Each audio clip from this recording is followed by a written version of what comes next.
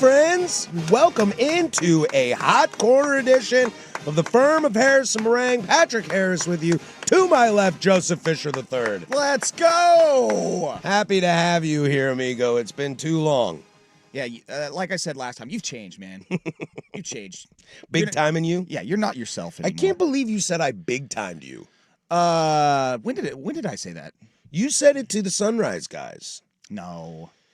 We were talking the other day because you still work here at Odyssey. You're one of our talented AEs. That stands for Account Executive, I think. And we were just chatting about sports, I think. And Sports? And Spraggy walked by and was like, "Oh, that's so cute. Do you guys miss each other?" And you were like, "I do," until he big timed me. I'm just joshing. We're just radio bits, you know. I suppose that's I still true. love you. Yeah. I suppose that's true. We good, baby. All right. I just want to be sure. Yeah, we're not in the same conference anymore, so you no longer have to bring up how your Cougs beat the Ducks 4 years in a row. Whole I wish that I recruiting could cycle. bake a cake made out of rainbows and smiles, and we'd all eat it, be happy. That is true, but I do like to remind you that we did beat you. That's a full recruiting cycle. You did. Would have been 5 if it wasn't for that old Mariota bitch and his old Heisman Trophy campaign. Well, bad timing to say that I hope that Oregon State wins this weekend because that would be objectively hilarious. That would be so funny. It would be some of the worst thing I could think of. That their 2 FBS wins this year. Their only 2 FBS wins are both against Washington State. Yeah, dude. It would be savage. It would be absolutely savage. It would be one of the saddest things to ever happen, maybe in my entire life. It'd be a Thanksgiving miracle. Because let me throw this at you, okay? Washington State has beat San Diego State, who's most likely going to win their conference, has beaten Toledo, who is most likely going to win their conference. Almost beat Ole Miss. Almost beat Ole Miss, who could win the SEC. Almost beat Virginia, who could win the ACC. Almost beat James Madison, who's going to win the Sun Belt. But we're 0-2 against Oregon State. Sounds like a bowl team. Maybe. That'd be brutal. But if we beat Oregon State, we beat the potential Pac-2 champion. That'd be brutal, though. That'd be brutal if that's the how first you miss game's out on a bowl season. First game's no count season. And I think that's what it would kill me. Yeah. Like, you lose to Oregon State a couple times, you're like, whatever. But if it costs me bowl season... After having those 3 games that you almost win. Yeah. Dude, have you seen San Diego State of late? Dude, they house people. No, they housed the Oregon Ducks last night in basketball. I did see that. And we beat them 36-13. Yeah. It's rough. It's rough life. It's rough life being a football fan. It's rough life for me right now. I told you this morning, and I just don't know how to come to terms with it. And I kind of went through it yesterday with lowercase over there, talking about the Hall of Fame class, the semifinalists for the NFL Hall of Fame class. Oh, yeah? I saw my boy Rivers in there. Yeah, Phillip Rivers is in there. Is he going to go? Real quick side note. He should. I think so, too. I think he should. I think so, too. He's one of my favorites. Just love him to death. But it happened with that, seeing that list come out. And then it also happened last night. I'm with my son, and we're hanging out, and I said, hey, let's watch a movie tonight. Okay. Put down the video game controller. Let's watch a movie. So we're going through stuff, and he's like, I want to watch something sports related. He likes sports documentaries. He's trying to. He wanted me to watch. He wanted to start a show, and I was like, "That's not happening. Do not have the commitment for that." The Glenn Powell show. No. I can't succumb to watching that. He was wanting to watch something sports related, and I was like, "All right, well, let's find like a movie or a sports documentary." We jump on Netflix, and we're browsing through, looking at what's on there, and they have that Untold series on there. Okay. And the one episode that popped up that piqued his interest was Malice at the Palace. Oh, okay. I believe we all know where we were. Oh, yeah. In the Malice of the Palace. I was in the palace. I was on the court. I was throwing bows. I wrote a song because of me watching that Untold documentary. Yes. Find that song. I was the guy that Malice in My Chalice. Do you remember the what was it called? Malice in My Chalice. That's amazing. I want to hear that tune. Song about lean. You remember the guy that Ron hit who like looked like Turtle from Entourage? Yes. That was actually me. Oh my God, that was you. I was working at the old spaghetti factory on 164th in Vancouver. I don't remember if I was a server or a busser, but everybody ran into the bar to watch on the TV. This was 2005, I believe. So I was at the ripe age of 13. So that would have made me right around Joey's age, honestly. I'm 20. I was a server. I'm 20. I was either 7th or 8th grade at the time. Quite honestly, it was probably the first time I probably didn't watch it as it happened. I was either playing video games myself, so. But it piqued Joey's interest. And I was like, do you know about this? Have you heard of this? And he's like, no. Oh, so he's just going in fully blind. Yeah. Oh, dude, how many things in my life I would wish that I could go in fully blind? Like if I could watch Star Wars again for the first time, knowing nothing about it, that might be a genie wish of mine. Dude. So I was like, okay. Darth Vader's his dad? Whoa! So I was like, okay, yeah, we're diving into this. Okay, all right. And so we're watching it, and it's showing all the players. Jermaine O'Neal pops up. Reggie And in a cast because his hand was broken. Ron Artest and Steven Jackson, and it's starting showing some Detroit Pistons players. But then, like, as we're watching it, Jermaine O'Neal pops up, and he starts talking about his, like, career, and he says, I was drafted by the Portland Trail Blazers, 17th overall. And he's like, he was a Blazer? And I'm like, oh, yeah. I was like, so then I have to tell him the Jermaine O'Neal story. Okay. And as we're watching it, and then Ben Wallace pops up, and they start talking to him, and then I'm just like, God, I loved Ben Wallace. I was like, Ben Wallace was one of my favorite players of all time. And he's Who's like, Ben Wallace, Dad? yeah, he's like, why? Who's he? And I'm just like, I had to go like try and find, because I have a Ben Wallace card somewhere. And I was just like, oh, dude, he one of the best defensive players of all time. Just locked the paint down. You're just peeling this onion back and Yes. going into more and more stories. How positive was the Jermaine O'Neal in Portland story?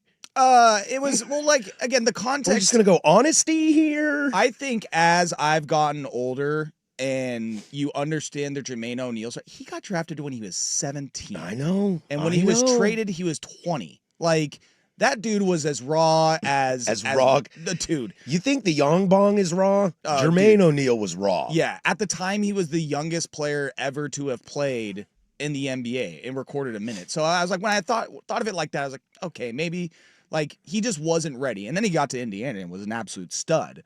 I was a Pacer fan. I'm aware. Yeah. So as I'm watching this, and then I'm like, oh, hey, do you see who number 1 is for the Pistons? And he's like, no, who's that? I was like, that's Chauncey Billups. Wow. And he's like, oh, wow, I guess I forgot that. Yeah, he did play for the Pistons a long time ago. And I was like, wasn't that long ago?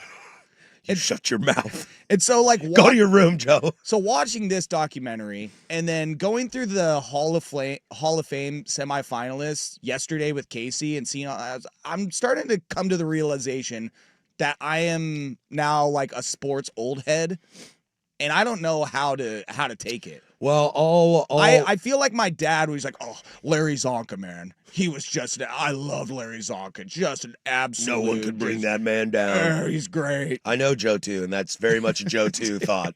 Dude, it's Marino. God, that guy. No arm better than Marino ever. And so- Rogers, So now I'm going through that Joe last Burrow, night. I'm watching this, and I'm just like, oh, Ben Wallace, one of the best defenders of all time. Just lock the paint down. And as we're watching this documentary, it showed a clip of when they lost to the Pistons the year before in the Eastern Conference Finals. And it was the year the Pistons went to the championship, 2004. And I swear to you, the final score of that game 6, 7, that Pistons beat the Pacers, it was like 69-65 or something. Damn like right, that. dude. And Joey was like, oh my God, 69-65. I'm like, yeah, that was just different ball back then. That's just how they played the game. That was my NBA. These players today couldn't make it in the NBA back then. I'll one up you on the feeling old. I was like proud and embarrassed at the same time. I was like, yeah, that's kind of how the games went back then. Sorry, bud. The worst thing I have for me is the day I graduated high school, I applied to Clark Community College in Vancouver, all right? That same day, LeBron James graduated from high school and signed a $99 million deal with Nike. So I am forever looped in with LeBron James. We are both class of 2003. Mm-hmm. LeBron's birthday is in December. He's an 84, baby. I'm an 85, so I'm 6 months younger than LeBron James. And for the last 3 years, I've had to listen to people talk on the television, the radios, this fine program as well. That guy's old and washed. What is that old man? Look at how bad his hair looks. Like, is he finally getting gray? Why doesn't he just shave his head? He looks terrible out there. Old man LeBron, old man LeBron. Dude, to think that. And I am old man Patrick now. Well, I don't even know if my kids know who LeBron James is. Casey, you were 2 years old when LeBron James entered the league? Yeah, I was born in 01, When's your birthday? September 8th. Okay, so you were born shortly before LeBron made his debut. Basically, when LeBron entered like the sports world of like being known, when he was at St. Mary's, St. Vincent's, when people first started hearing of him, it was when Casey joined the world. 2003, that would put me at 11 years old. 2003, I'm a senior in high school, man. A young budding Patrick Harris, ready for the world. Ready for the world. This LeBron guy, he's never gonna make it. Washed. Here we still He's are. washed at 18. So yeah, as someone says on the YouTube chat, Joe equals Unk. I am officially Unk. Yeah. Like it is, and I don't know whether to embrace it and be proud or to just be sad and just feel like. Now the good thing is that I still watch sports. Like my dad nowadays, like He's pretty checked out. yeah, for the most part about everything. Like he'll watch football. He'll watch, Tomorrow he's going to watch football on Thanksgiving sort of thing. He'll watch football, but as far as like what's going on in the NBA, no clue. He does not know what's going on. Yeah. I had to inform him of like Shohei Ohtani, who Shohei was. Like after the 5th year, he was with the Angels, who are his favorite team.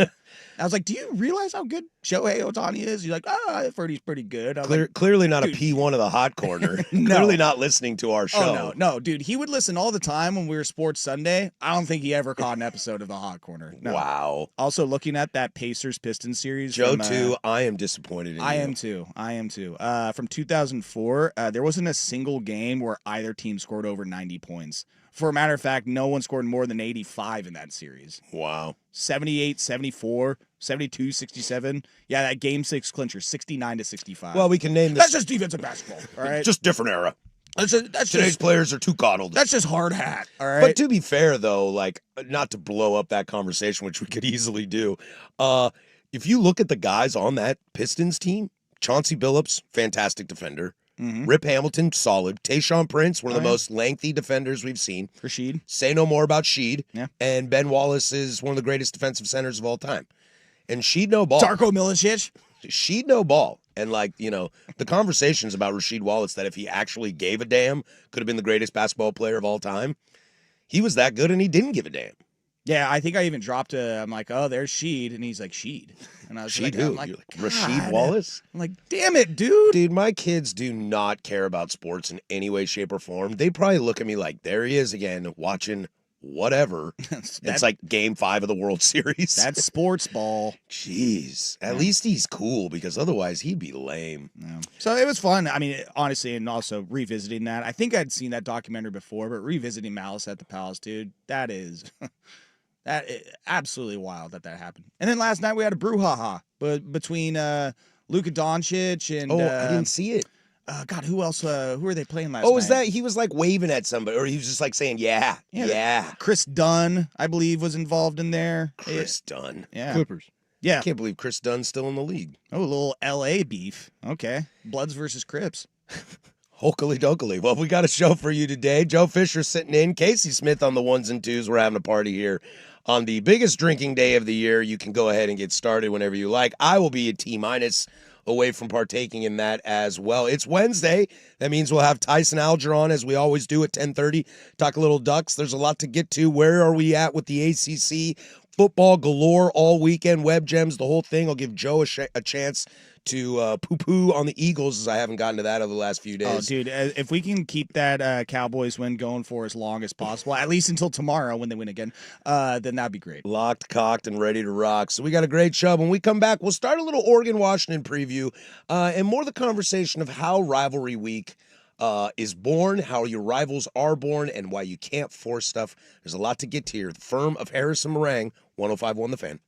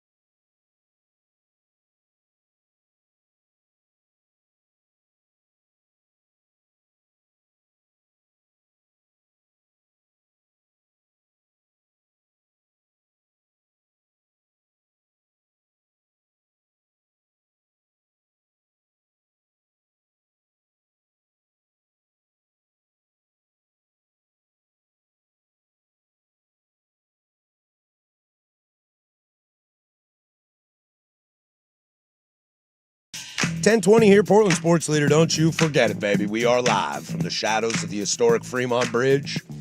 503-864-6326 is the fan text line. Also the YouTubes. YouTube.com/1051 The Fan. Joe Fisher sitting in today for Danny Moraine because he talks like this. Oh, yeah. Well, Bud, that was almost me yesterday. Like, I agreed to do the fan happy hour. Worst decision of your life. Top Not really. I think that show's fun. three. I texted you like halfway into the first hour, and I'm like, God, solo shows suck. They're so tough, man. I talked with Isaac Ropp about that yesterday. I was chatting with him. He was like, dude, nobody likes doing them. They're so difficult. I hadn't done one in a while, too, and it was like, again, like half hour in, I was just like, oh, God, I regret this so There's much. a reason nobody here at the station does them. Some of us are better than others at it, but there's a reason we don't do it because they're hard. And even if you look at the big dudes that do it, they've all got, Colin. I was going to say, maybe, yeah, I should have Or like 6 dudes in the back room. I should have made a Colin diatribe. I should have done a Colin Cowherd monologue is what I should have done. And then replayed it at the top of the 2 o'clock hour. So I was thinking about this the other day. Let me get this straight. Shador Sanders is like, that friend you can't get rid of, but he's so cool, and you want him to hang out. That's Shador Sanders. Some of your thoughts on the text line. When Sheed was tuned in, he could not be stopped. That is the truth. Yep. Malice in the Palace was the best thing that could have happened to the NBA. I mean, they would probably disagree with They that. would very but much disagree with that. I don't think Stern was very happy about that. I love how they came out with the dress code because of that, and basically no one adheres to that dress code I know. anymore. Like, I know your pain. I'm a month older than Peyton Manning. Yeah. Although he's aging gracefully. Yeah. He looks good. Peyton Manning, Yeah. what is he, 43? 44? Oh, really? He might be older than that. Yeah, I don't think know. he's older than that. He's got to be closer to 50 than 40. Peyton 'Cause if I'm Manning- 40 oh God, he's almost 50. Yeah. I feel bad. I said that because of the listener. You old gas bag. Oh my God, he's almost 50. Ew. Well, if he's the 97 season and he played his senior year, and I Listener- graduated in 03. Listener who is a year older than Peyton Manning, you are not old, okay? But Joe definitely hates you. But gross. Let's get into this, all right? The Oregon Ducks take on the Washington Huskies this week. It is rivalry week here at the Fan. They're all over the place. Michigan, Ohio State.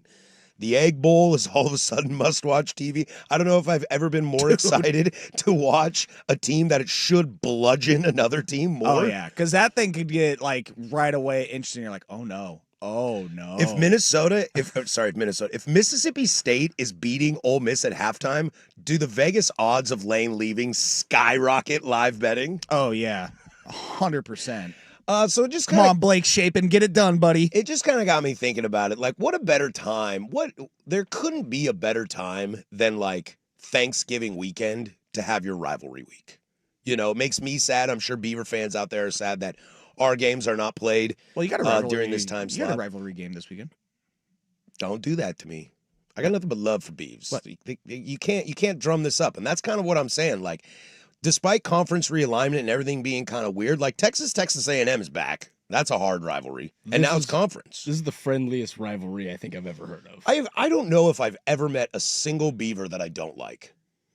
Yeah. Well, I mean, I'm sure there's some bags out there. There's bags out there from everywhere. Yeah. But like, I don't know. Was that an Oregon State fan or a Washington fan that was peeing in the concourse a couple of years ago? I think that was a Husky fan that was actually doing that. I don't think that's us. That doesn't sound like us, dude. We go to bathrooms. No, 'cause you it was can a- pee and throw up at the same time. No, I think it was a Washington. Yeah. It was Oregon State, Washington, and it was at the Oregon State at Reeser, and there was video going around of someone like at one of those tabletop. What do they call the tables that kind of go up to your like mid chest? I have no idea. I don't know. The high top. The high tables. top. Yeah, high top, yeah. Thank you. And there was some dude just taking a whiz underneath one of them Well, see that. out in the concourse. See, that can start a rivalry because then you're like, you know what? Screw that guy. Screw those fans. I hate that school. We had that a little bit in Pullman. One of the biggest reasons why I used to bang on the Ducks so much, now I don't care because we don't play the same sport, was because they would come to Pullman and they'd act like a bunch of jerks. And we couldn't stand for that. Now, Oregon and Washington sit here in their rivalry week, and they clearly hate each other. And there are no Huskies that I've met. In fact, I might argue that I've met more Duck fans that hate UW than Huskies that hate UO. And that could be proximity. That could be just where I live. But I know a ton of Huskies, too, from my rivalry days with them. And they're like, yeah, we hate Oregon. To where, like, Oregon fan is like, I will murder you, rip out your eyeballs, and pee all over your brain. Or on your concourse. Or on your concourse. I would say that, yeah, as things have changed and there is still the conference attachment, that, the hate between Oregon and Washington is bigger than Oregon State now. Yeah, I mean, it's bigger than Washington State. We had Chris Fetters on from Dog Nation. You know, he's a friend of the show, and he's kind of our UW guy. I was trying to get him on this week, but short week, we ran out of time. And we talked to him on this show before the Apple Cup, and I asked him, you know, like, how much are you going to miss this rivalry? And as much as I love Chris and his work that he does up there in Seattle, boy, I was very upset with his answer. His answer was, this is not a rivalry. It's rivalry and regional only. No Husky cares about Wazoo. Wow. And boy, did that boil my blood. I was going to say, that got you Because worked then that up. gets me really angry, because that's how you build those rivalries. It's that mutual hatred, and especially big brother, little brother situation. When they start poo-pooing all over what you do, that makes you want to absolutely destroy them. Well, and I will say, speaking as And that's why we play hard against UW all the time. Could have beat them this year through 3 quarters. Should have beat them last year or 2 years ago with Michael Penix. Yeah. We did beat them last year. You did. Take it from the Oregon State fan. When the Beavers beat the Ducks and came back, was it down 4 scores and just ran the ball all over them in the second half? That was one of the greatest feelings I think I've ever had as a Beaver fan. I don't remember that. As the Oregon fan, I will say, though, I don't like the fact that the Civil War has become just a we don't need to play it kind of thing. Like, I personally, and it's easy for me to sit here because Oregon is in a position where they're one of the top programs in the country, and they're usually going to end up winning that game. But in a world of college football that is being capitalized, being turned into more of a professional, semi-pro, whatever, that is, changed drastically over the last 5 years. The rivalries, the hatred between schools, the pageantry, the passion. This is why, like, over the last year or so now, like, I started to drift more towards liking college football, the NFL, because just the care and emotion in, especially like in the crowd at live games. Like, you watch an NFL game on Sunday, the crowd is sitting like 90% of the time just chilling on a Sunday. Whereas at college games, fans are yelling, going crazy, and obviously it depends on the situation. I mean, stadiums are full, bands are playing, and so the idea of when Oregon State fans or even Oregon fans are just like, yeah, we don't need to play that game anymore. I'm like, dude, no, like that. I love that game. One of the most wild things about that, and we'll get out on this, is I hear more people talking about not wanting to play the Civil War from an Oregon State perspective. Oh, 100%. Than Oregon. Yes. Because, like, let's take Lanning's comments. We didn't play Chattanooga State this weekend. I love that shot at the SEC.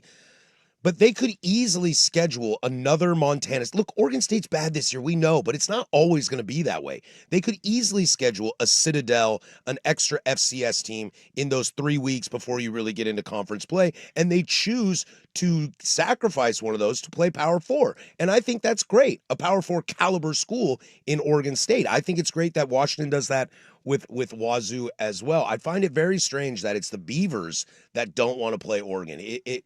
It feels to me, and I don't want to take shots because I know they're down right now, and the fan base is in a tough spot, and the Scott Barnes stuff is a disaster, and who knows what's going on coaching. It might be vegan. It sounds like it's going to be vegan, but I know it's easy to feel down right now, but it shocks me, dude. You will never, ever find true diehard college Coug fans that say they don't want to play the Huskies.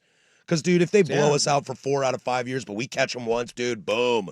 It is so worth it. It is so worth it. It's a good point. I haven't even thought of that. Is that, yeah, I would think that, yeah, there's something about the Washington State fan base where it's almost like they've always had this, like, us against the world mentality. And a lot of us live in Seattle. Yeah. So you're, like, in the Lion's Den. Yeah. You know, it's like here, this town's a mix of Oregon State and Oregon. You should be at each other's throats all the time. Yeah, and I think that, I mean, obviously Washington State fans are pissed about everything that's happened, but Oregon State fans, for some reason. Dude, Maybe it's just seeing what Oregon has turned into. Like this whole, like they seem just more upset about all this than Washington State fans. It reminds me of Eli Manning after he throws a pick. the disgust. I smelled a fart face. Just the like, poor us. yeah, You it's I've run pretty tired of the whole I don't want to play this game anymore. And it's just like, dude, I get why you feel like that. Totally, but man. Yeah, I'm pissed Washington off, State's too. not like that. I'm Like, pissed off too. We're trying to go to a bowl game.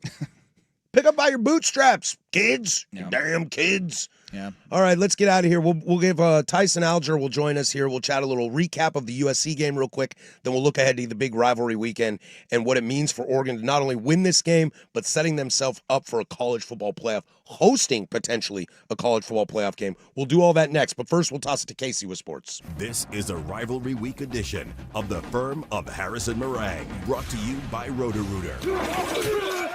Now, from the George McCoy and Warren Allen Sports Desk, a Sports Center update on the Fan Sports Network, 105.1 FM and 1080 AM. Red Tail Golf Center's holiday sale is going on now with up to 50% off all your holiday golfing needs. Red Tail Golf Center, where we guarantee the lowest holiday prices. Visit us at golfredtail.com. First on the Fan, your Portland Trailblazers host the San Antonio...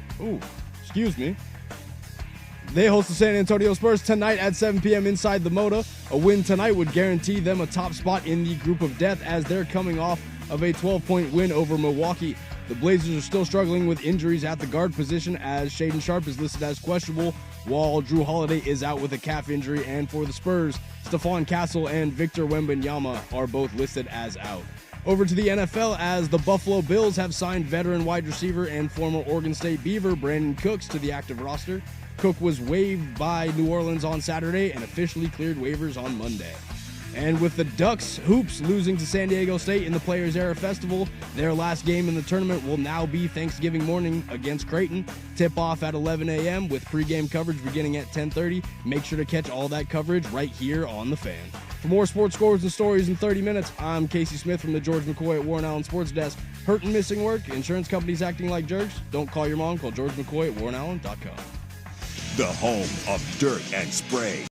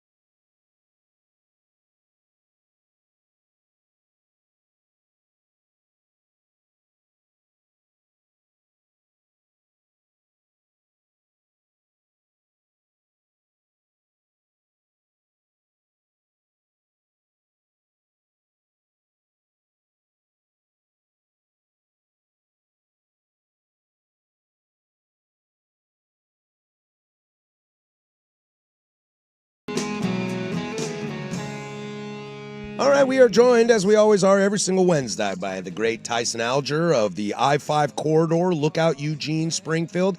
Tyson, good morning. How are your Thanksgiving plans going for the weekend? You know, they're going pretty good. I just filed my last story for the week before the holiday. Kind of looking at this weather. I'm heading up to Seattle a little bit early. Not sure I want to brave this rain on the I-5, but you know that's why I'm the corridor guy. So we'll do fine. We'll do okay with it.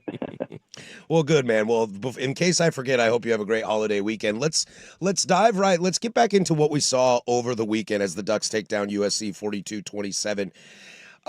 Where do we start with this? Was there ever a moment in the beginning of that game where you thought things might get a little sideways, or did you kind of expect it to be a little cagey like it was?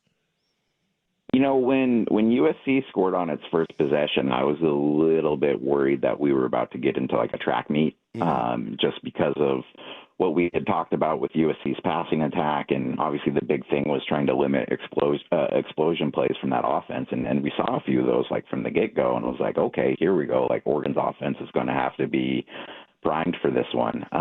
And what we kind of saw was an offense that played pretty well, but I'm just continually impressed with Oregon's defense. Like they did allow some larger plays through the air, but like by and large, like they were very consistent in that game, and they were able to shut down the running game and make USC one-dimensional. So, yeah, it's just one of those games where it was nice to see in good weather against a good opponent Oregon's offense kind of play like we saw earlier in the year. But by and large, like I've just been so impressed with the consistency of this defense and just what they bring week to week to each game. Well, one of the things that this Oregon team has been talked about for this season is the depth at different positions. But the first time that we saw it on the offensive line this last weekend, were you just as shocked as I was and a lot of Duck fans that they were able to plug and play some guys on the offensive line that, I mean, Charlie Pickard, for example, last year, he had a rough season last year when he had to play, and then he came in and he did great. I mean, were you surprised? You followed the team a little bit closer, so maybe you weren't, but I was shocked at how well those backups played for the offensive line. Yeah, absolutely. I mean, like just take into account what Dante Moore had to deal with in that game. I mean, like coming into it, we know they're already down to 4 scholarship receivers. At one point, Jeremiah McClellan left for a few series, so he only has 3 guys to throw to, and we've seen throughout the year that Moore is fantastic when everything is going his way, but like in games where maybe the line hasn't been great, like that's when he's really kind of gotten a little bit more erratic. And so in this game, you're losing one of the best centers in college football, and then all of a sudden your left tackle who's protecting your blind side is out too. And so you have 2 guys in there who haven't played a lot this season, who are playing on a line that's been a little inconsistent week to week, and they played great. I mean, Dante looked so comfortable in that game. He looked confident. It didn't really look like they took a step back with those guys, either in pass protection or in the running game. I mean, this was another game where I don't have it right in front of me, but I think the Ducks were close to another 200-yard rushing performance. Dante was efficient through the air. I know he had that one pick, but overall, like being able to find Kenyon Sadiq, turns out that guy's pretty good. And if you don't have anyone else to throw to, just mash that Sadiq button. But yeah, like I think the biggest thing I took away from that game and just from Oregon as a program in general is, you know, we've talked a lot the last 3 to 4 years about the transfer portal, and that's where the Ducks have gotten a lot of their impact players, you know, whether it be Bo Nix or Dylan Gabriel or Tez Johnson or some of those stars. But, you know, one of the things over the last couple of years is the Ducks have compiled back-to-back top 5 recruiting classes. I think they have 3 top 10 classes in the last 10 years. And what you've really seen is you've seen that talent that's coming in bring the floor up too. So like, yes, like there are a lot of those headlining transfer guys, but like the Ducks just have so much depth there. So like they are able to throw in guys at receiver, throw in guys on the offensive line that are a lot better than the Ducks had depth wise in past years. So I just think that this is a program where, you know, obviously it's not ideal to be losing starters, but I think that they've just built themselves into something that where they can not only weather it, but they can actually still play pretty darn well against a quality football team. He's Tyson Alger, the I-5 corridor. Look out, Eugene, Springfield. Check out his work. It's always great stuff. Joins us every Wednesday at 10:30 to talk Ducks. I don't know if you felt this way, but my eyeballs, I was fortunate enough to be at the game. My eyeballs told me two best players on the field were Makai Lemon and Kenyon Sadiq, and boy, they are both as advertised in the eyeballs. I know Makai Lemon's stats weren't amazing, but I think you could see with your own eyeballs why he is so hyped. But I want to kind of flip it to some people that had some struggles, and mostly when you look at this USC receiving corps, Tanuk Hines has 141 yards. Jacoby Lane has 108 yards. Both have 6 catches. Brandon Finney did not have the best game. Now, he's going up against maybe one of the best wide receiver groups in all of college football. Is that a concern for you going forward, or is that chalked up to a little bit of youth, or is it kind of we knew they were going to throw the football, let's prevent the big plays and just let them have some and not freak out? Can I take a little bit of all three on that one? Sure. Finney's been fantastic all year. I would agree. He's a true freshman. He's going to be a true freshman All-American. I think he has a case to be included in at least one of the regular All-American teams as well. I mean, at 6'2", athletic, he's so rangy. But we just saw the Ducks play about a month's worth of teams that can't throw the ball, that don't have star receivers, that don't have a Makai Lemon and company. And so, yeah, the Ducks did allow, and especially Finney allowed some explosions in this game, and they did get beat at times. But I think it's a mixture of, Finney guarding the best receiver he's probably ever seen in his career, a UC offense that knew out of all the things that it could do, that throwing the ball was probably how it was going to get its yardage. And yeah, I think it's a mixture of a guy kind of getting his feet wet and getting his reps in. He didn't have the best game, but also I don't think this is a huge worry. Coming into this game, the Ducks knew that if they could at least make USC one-dimensional, they were going to be okay. And so, looking at a guy specifically like Lemon, I believe he had 2 touchdown catches, but his yards weren't all that impressive. So they were able to keep him in check somewhat, but USC was going to get its yards in some way or another. And so I'm not as concerned. And, kind of going into this Washington game, Williams is a great passer. The Huskies can run the ball a little bit, but I just don't think that they're going to be able to take the top off quite like USC was able to on Saturday. I mean, go back and look at that first half. I think USC was on pace for 600 passing yards after the first half, and the Ducks were able to kind of shut that down a little bit more in the second. So I think it's a learning process, but at some point those guys are going to take some licks, and it's just a matter of how you bounce back from it. Speaking of just opposing offenses and what they're able to do from the passing game, I want to look at the running game. How the hell are the Ducks able to just consistently shut down the run? I mean, another great game from them that they allow USC to just 52 rushing yards the week before against Minnesota. It was 62. Iowa 101. What are you seeing that is just able to see the consistency in stopping the run week after week? Well, they have those 2 real big boys up front in Bear Alexander and Amari Washington. When you have about 650 combined pounds up the middle like that, that's a pretty good wall. I thought Bear was great in this game. He's played pretty good the last month after transferring from USC last year, and a lot of people kind of questioning his motor and motivation. He's turned into a great player for the Ducks, and you kind of mix that with just the athleticism they have on the edges. For example, I know Mateo Uliangalele hasn't posted the same type level of stats that he did last year, but I thought he was great in this game. He had a sack, he had a couple tackles for a loss, and I think just kind of the overall speed along the edges mixed with the size, and then behind them you have a pretty good guy like Bryce Betcher, who had 13 tackles in that game, along with a rushing touchdown. I just think Oregon's front 7 is incredibly athletic and very sizable, and that's kind of their bread and butter right now is they can shut you down on the ground. Yeah, I mean, I'm glad you brought up Bear Alexander because, I mean, Amari Washington had a lot of attention coming into this, and there was a lot of question marks about Bear Alexander, what he's going to do this year, and you're right. I think really since that Penn State game, he has been showing out week after week. Yeah, and that was so important for this team, too, because I do think that, some of the unheralded guys from last year's team, you look at, a Derek Harmon, who was a pretty high draft pick and was kind of one of those also ran guys coming into last season and really solidified that line. I think we definitely have a similar situation this year with Alexander and also Washington. He's Tyson Alger, the I-5 corridor. Lookout Eugene Springfield. We'll take a quick commercial break. When we come back, let's get into rivalry week here as the Ducks take on the Huskies from Seattle. And we'll kind of gauge what the Huskies are going to have to do to shut down. Because, boy, I'll give you a sneak peek. I don't think it's going to be pretty. We'll do more with Tyson next. 105.1 The Fan.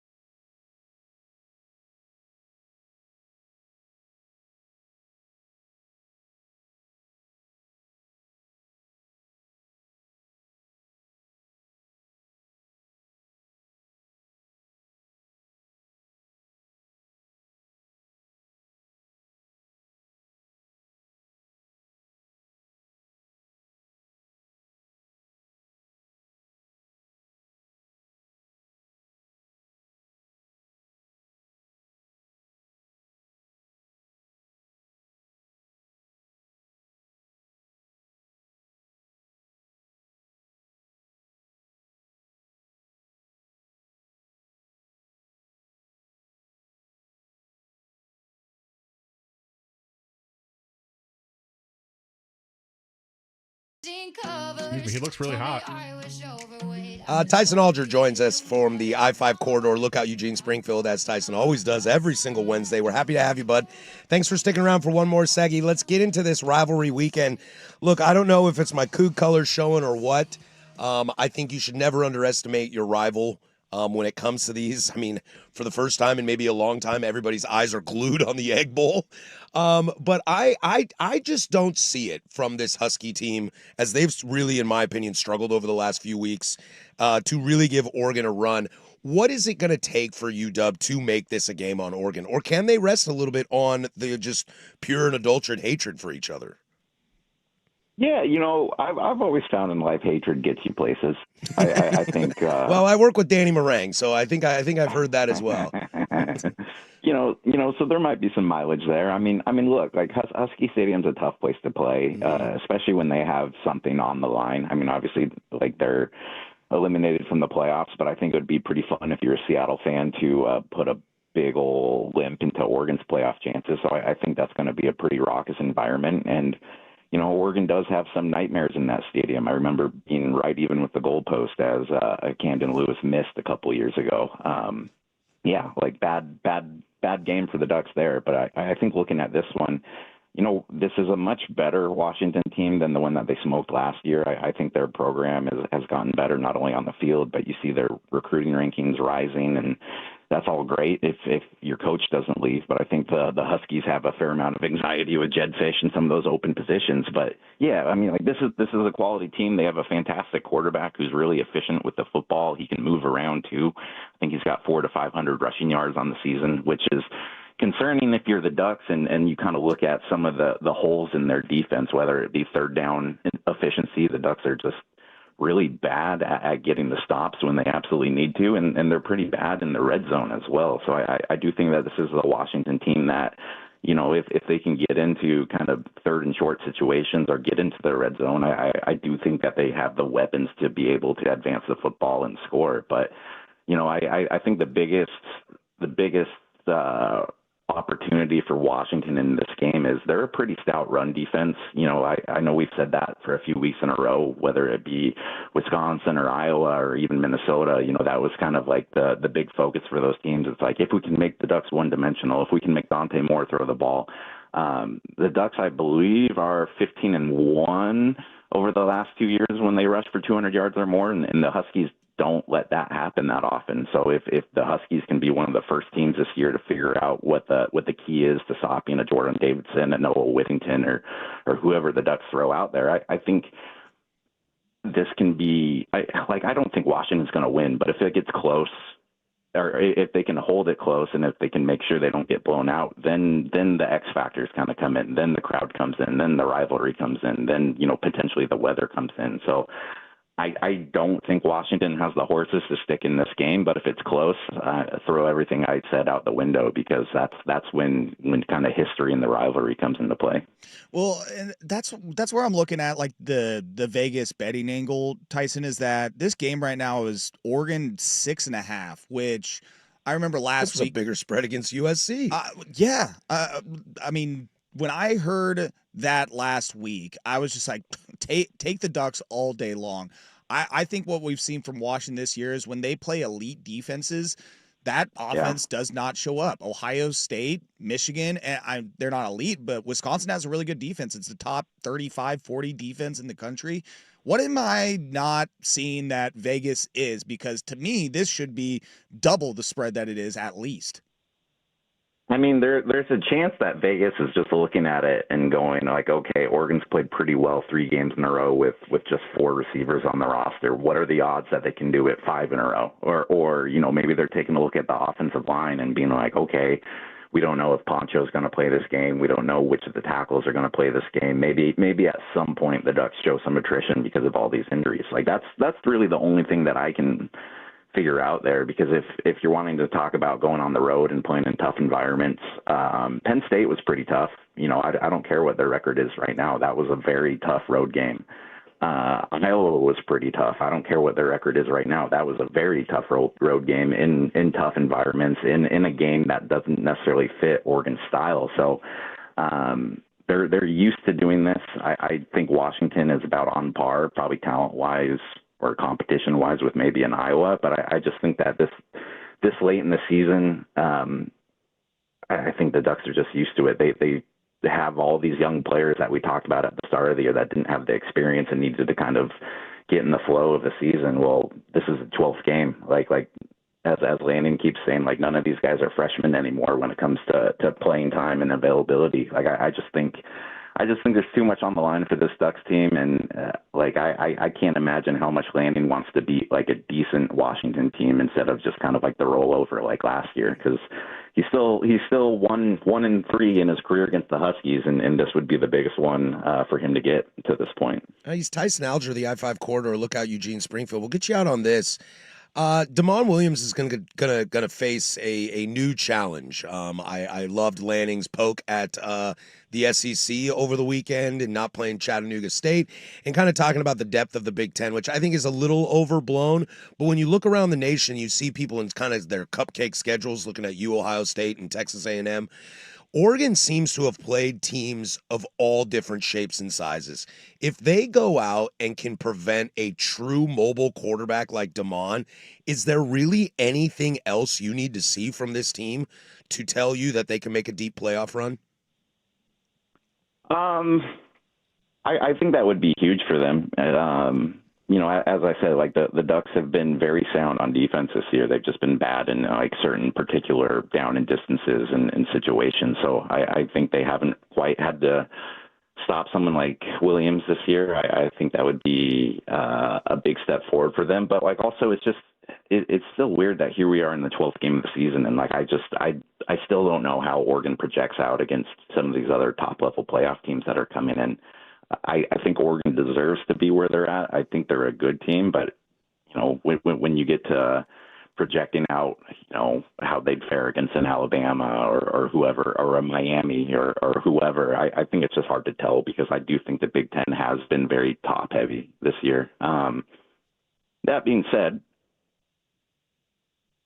this is too. Like, I still don't think Oregon has a bad loss. That Indiana team was pretty good. That's the only game that they've really kind of fallen on their face in. So I think just with the consistency of the running game right now, I mean, it's just like week in and week out, you can schedule in about 175 plus rushing yards from this team. And I think that really will play for them going into the postseason, and especially here at Washington when you're playing a team that's a rivalry game that you want to be physical, that you just kind of want to hurt some guys in. I think the Ducks have the legs here at least to make a little bit of a run, but I think some other teams are pretty good in this country as well.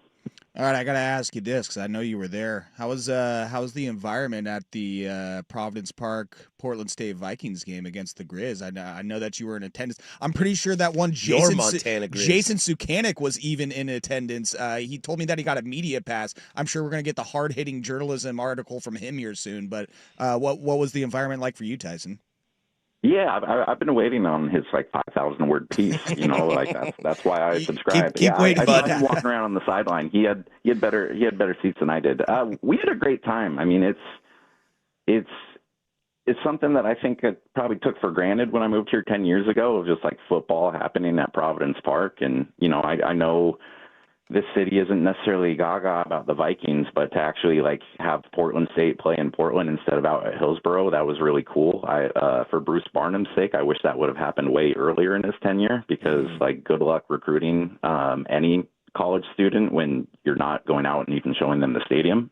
But my Montana alums really showed up. I think there was like 9,000 or so in the park. The Grizz looked pretty good, and then they looked putrid last week against the Cats, but we're not going to talk about that game. But yeah, I'm all for more football at Providence Park, because it's a beautiful park right in the middle of the city, and it's kind of just sits there vacant on a lot of Saturdays in the late fall. So why not? I have a feeling there's a great chance that Jason Sukanik was the largest human being on the sideline there. Just kind of how the cookie crumbles. I think Portland State could have put him in for a couple of snaps, and it might have helped a little bit. He's Tyson Alger, the I-5 corridor. Look out, Eugene Springfield. I do this every time for you, bud. Go ahead, pump the brand. What you writing this week? Okay, so in like an hour, we have a beat writer back and forth with Christian Capel. He's the Huskies beat writer for On Montlake. So we dive deep into what this game means, not only for the season, but for the rivalry. And then tomorrow, I have a piece on Brock Thomas and just kind of his route through Eugene and actually kind of randomly some high-level baseball teams that kind of paved the way for him to be the backup quarterback at Oregon. So that's coming out on Thanksgiving. That's all I got for you guys, and Great. I got to eat some turkey too. Yeah, so. That's awesome. So go check it out, the I-5 corridor. Look out, Eugene Springfield. He's Tyson Alger, joins us every single Wednesday. Thank you again, my friend. Have a great turkey day, and enjoy the game. Travel safe. Hey, you guys too. Have a happy Thanksgiving. Thank you. He's Tyson Alger every Wednesday, 10:30. We went a little long, so we'll wrap it up. We'll flip this over on the other end and kind of finish up a little chat about UW and Oregon. 503-864-6326. How you feeling out there? Let us know your thoughts. I'll read some on the other side. 105.1 The Fan. Hey, it's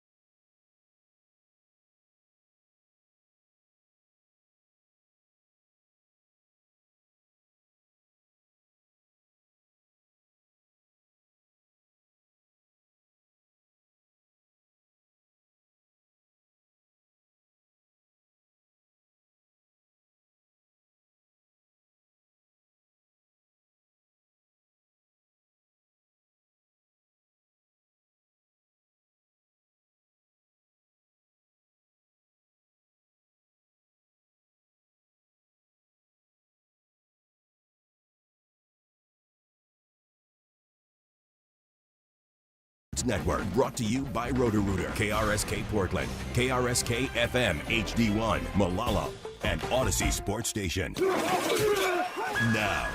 Now, from the George McCoy at Warren Allen Sports Desk, a Sports Center update on the Fan Sports Network, 105.1 FM and 1080 AM. First on the Fan, your Portland Trailblazers host the San Antonio Spurs tonight at 7 p.m. inside the Moda.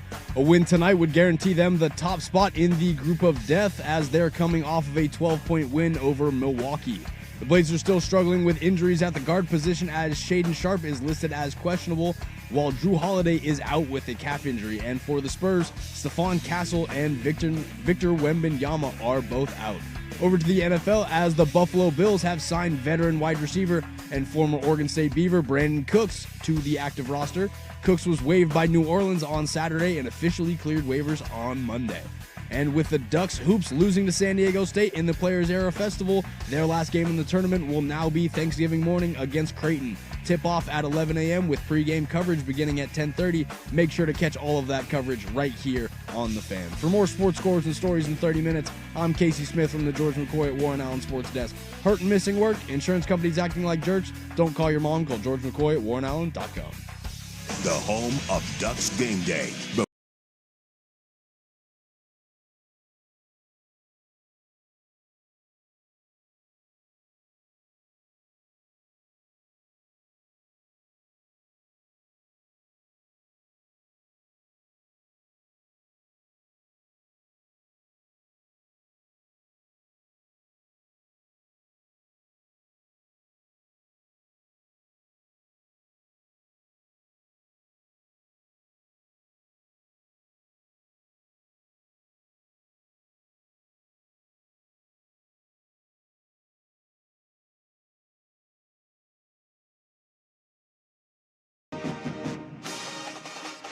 All right, hour number deuce here.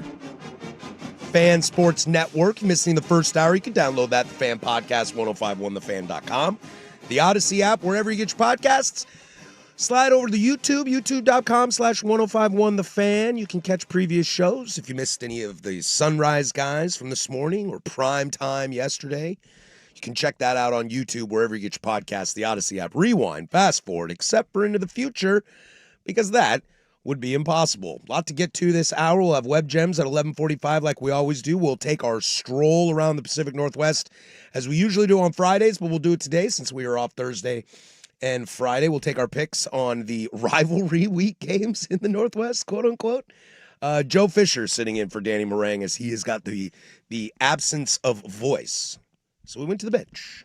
Yeah, dude, you're lucky that you got me when you did, because I did not come in and do Sports Saturday or the Ducks postgame show last weekend.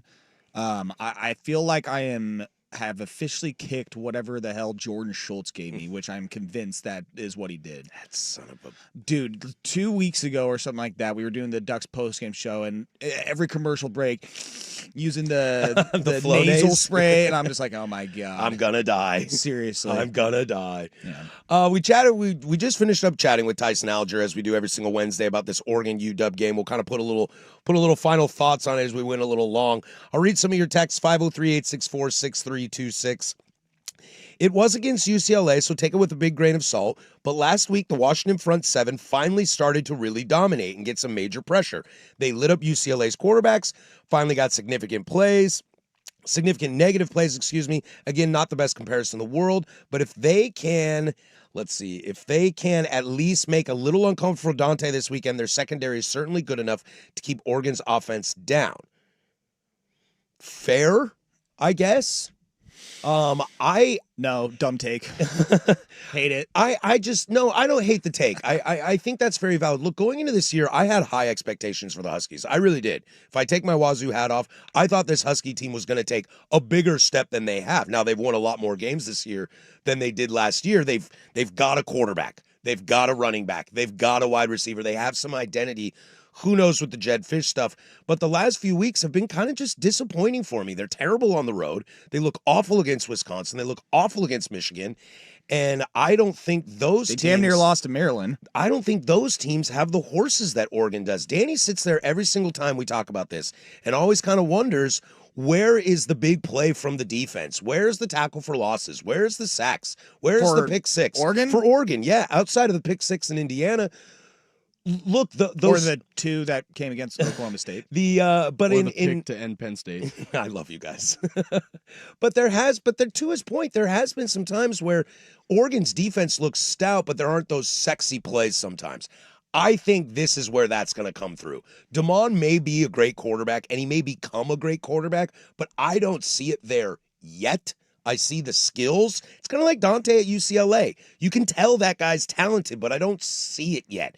And I have a very strong feeling that when they realize they can't run the ball, which they will not, I don't think they'll run the ball, even if Coleman's healthy or not. No. I don't think they'll be able to succeed in that. DeMond's going to have to try and make plays. And I think he's young and he's susceptible to making bad decisions.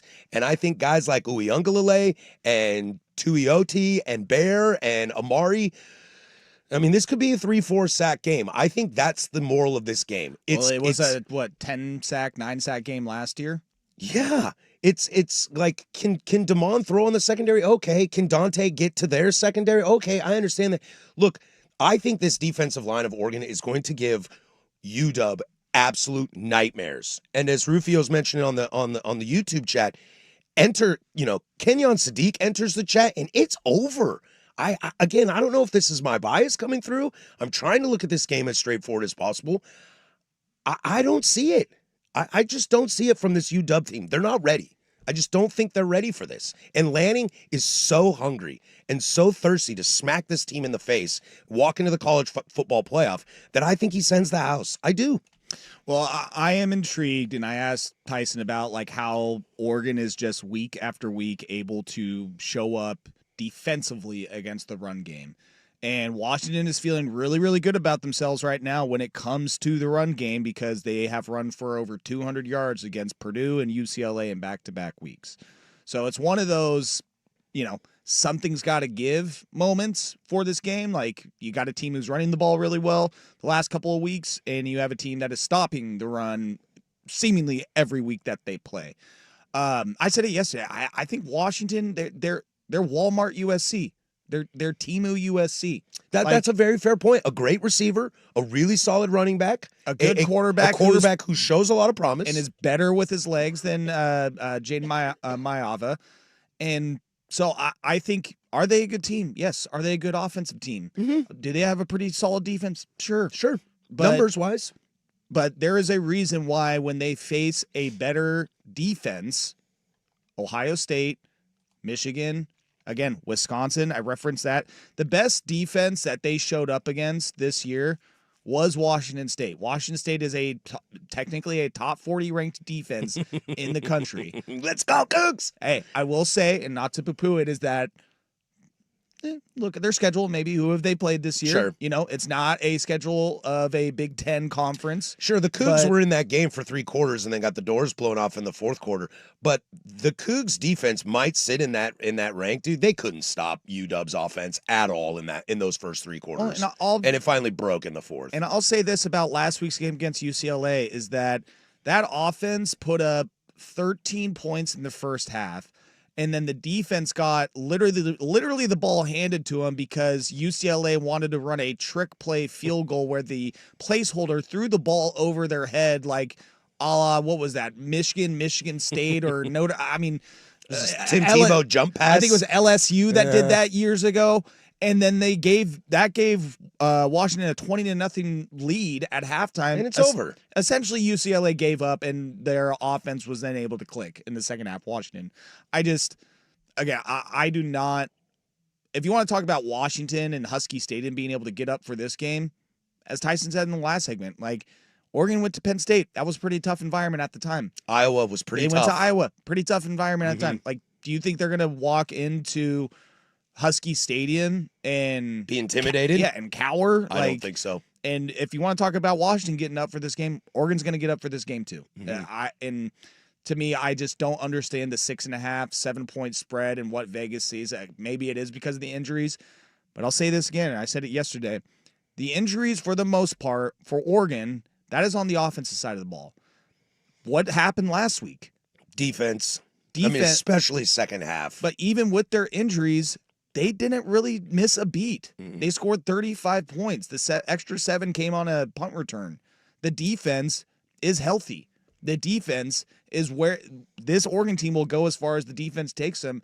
And I will take this defense against Washington's offense 10 times out of 10. That's why I'm saying like 6.5, 7. Tease this thing up. Tease it up to 14. Yeah, we'll put a pin in this and come back here in about a half hour and do our stroll around the Pacific Northwest, walk me out in the morning dew, and look at these, and we'll take those picks as well, plus Web Gems at 11:45. When we come back, we'll stick in college football. What the hell are we going to make out of the ACC? And after the College Football Playoff Committee came out last night, I think it's very clear that they, along with the majority of people, don't trust this conference, what the horizon looks like for them. We'll do that next. That's Joe Fisher. I'm Patrick Harris, 105.1 The Fan.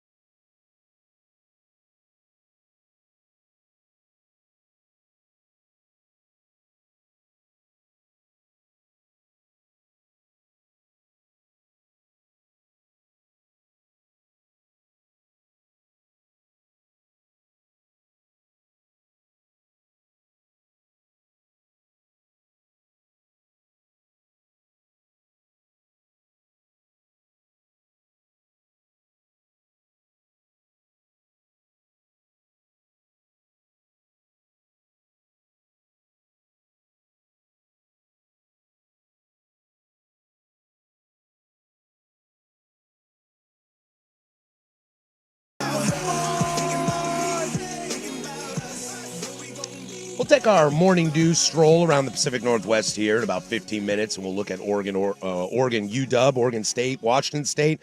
Make our picks there, as we do usually on Fridays. No shows on Thursday or Friday, so you're with us. My old friend Joe Fisher sitting in for Danny Meringue today. The whole crew will be back on Monday, as Rusty took the week off as well. Happy to have Casey Smith in, as always. He's kind of like my leverage reliever over here. Anytime he's my Andrew Miller. He's gonna get the hold. If I need that big seventh inning hold, I'm calling Casey Smith. Hell yeah, brother. Hell yeah, brother. That's what I'm here for. Let's get into this. All right, the ACC. Okay.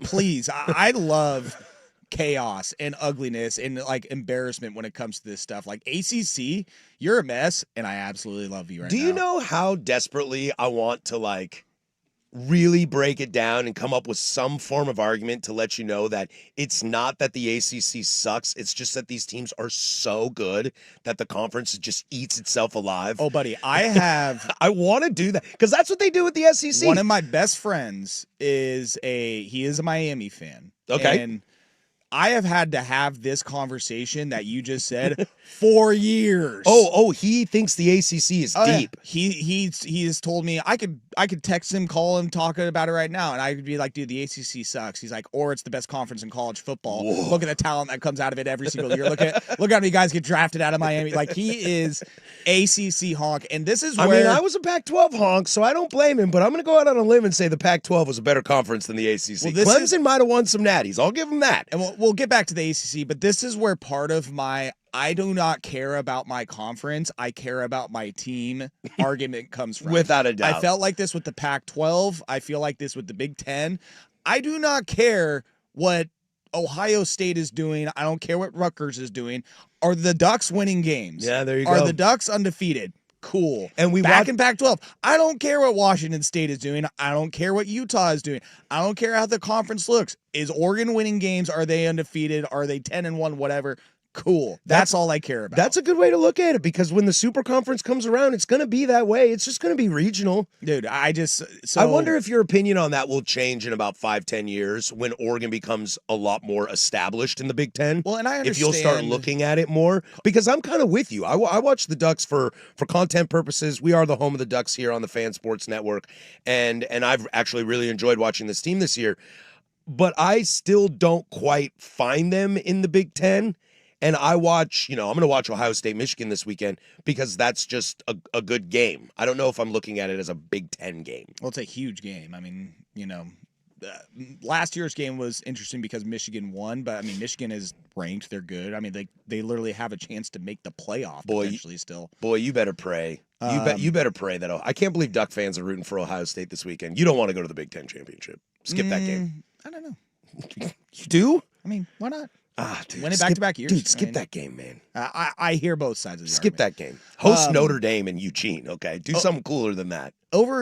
Just to get back on the ACC thing, though, like, I do find, because the playoff ranking came out, they're in a very... Speaking of the U.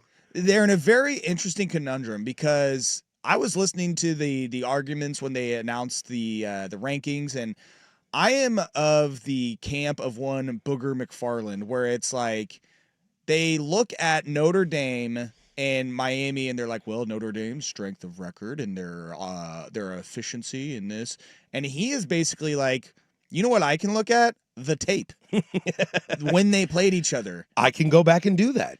And Miami won, and I am fully with him where I'm like, yeah, Miami should be ranked above Notre Dame because they beat them. Full stop. Like, we're done here. The funny thing is, though, is Miami's probably not going to get in because they need a lot of stuff to happen in order to go to the ACC championship game. Like, they basically need to be ranked, 10th?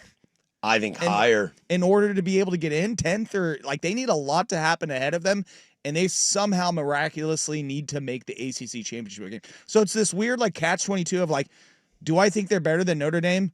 Yeah, because they beat them. Mm-hmm. They played each other earlier. Oh, well, that was earlier. Well, it was this year. I know, but then enter me that walks in and says, I think Notre Dame is playing a lot better football now than they were at the beginning of the year. You put up 70 points against Syracuse. And they could have beat Miami in that game. But they could have. They had a chance.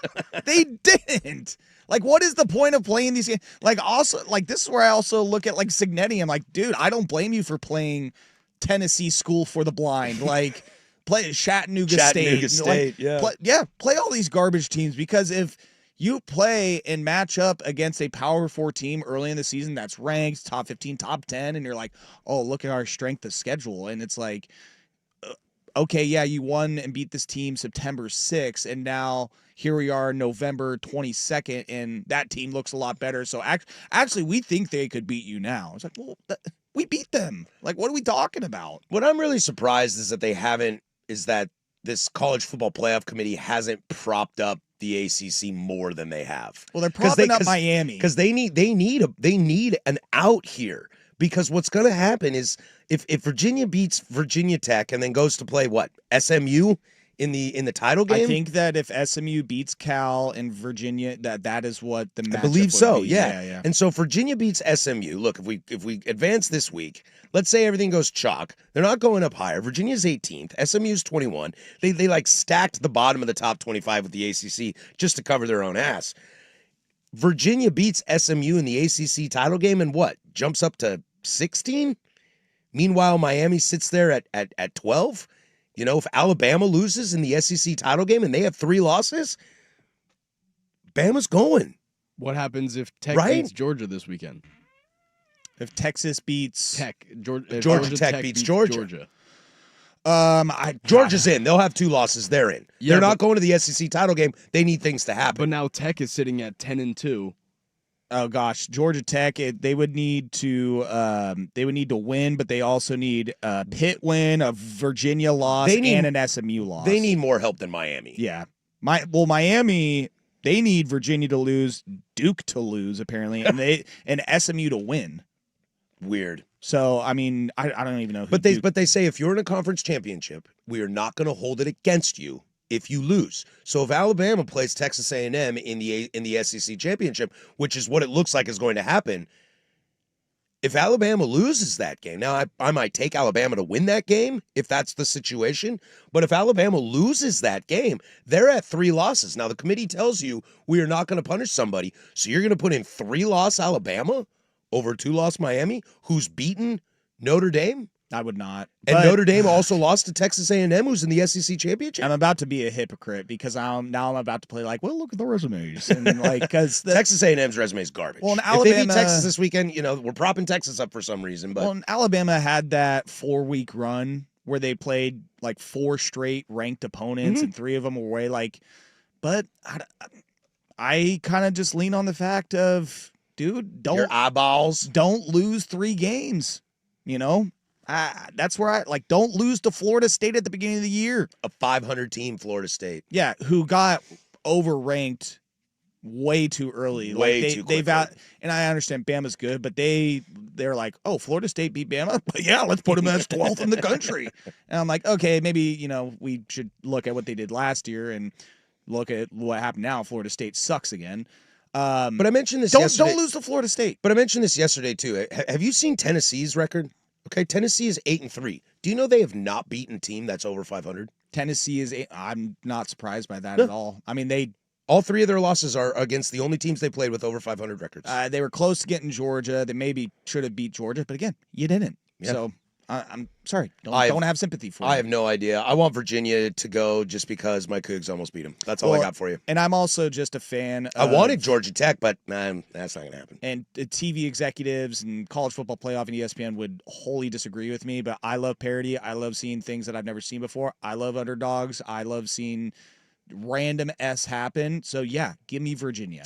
We saw SMU last year, so yeah, give me Virginia this year. I don't care. We'll take our stroll through the Pacific Northwest as we always do on Fridays, but no show, so we'll do it now. We'll take a peek at the rivalry games coming up here in the Northwest, and we'll make our picks. We'll do that next. We'll get to a bunch of NFL in the final hour, so stick with us. We're having fun, but there's Casey with sports. This is a Rivalry Week edition of the Firm of Harrison Meringue, brought to you by Roto-Rooter.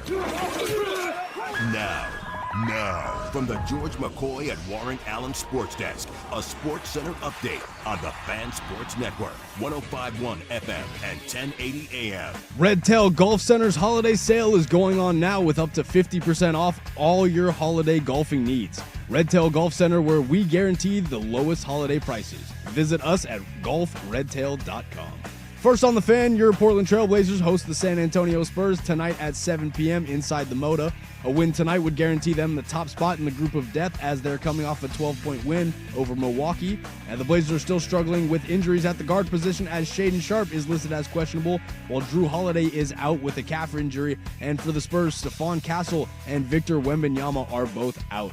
Over to the NFL as the Buffalo Bills have signed veteran wide receiver and former Oregon State Beaver Brandon Cooks to the active roster. Cooks was waived by New Orleans on Saturday and officially cleared waivers Monday. And with Ducks Hoops losing to San Diego State in the Players Era Festival, their last game in the tournament will now be Thanksgiving morning against Creighton. Tip-off at 11 a.m. with pregame coverage beginning at 10:30. Make sure to catch all of that coverage right here on The Fan. For more sports scores and stories in 30 minutes, I'm Casey Smith from the George McCoy at Warren Allen Sports Desk. Hurt and missing work? Insurance companies acting like jerks? Don't call your mom. Call George McCoy at warrenallen.com. The home of the Fan Happy Hour with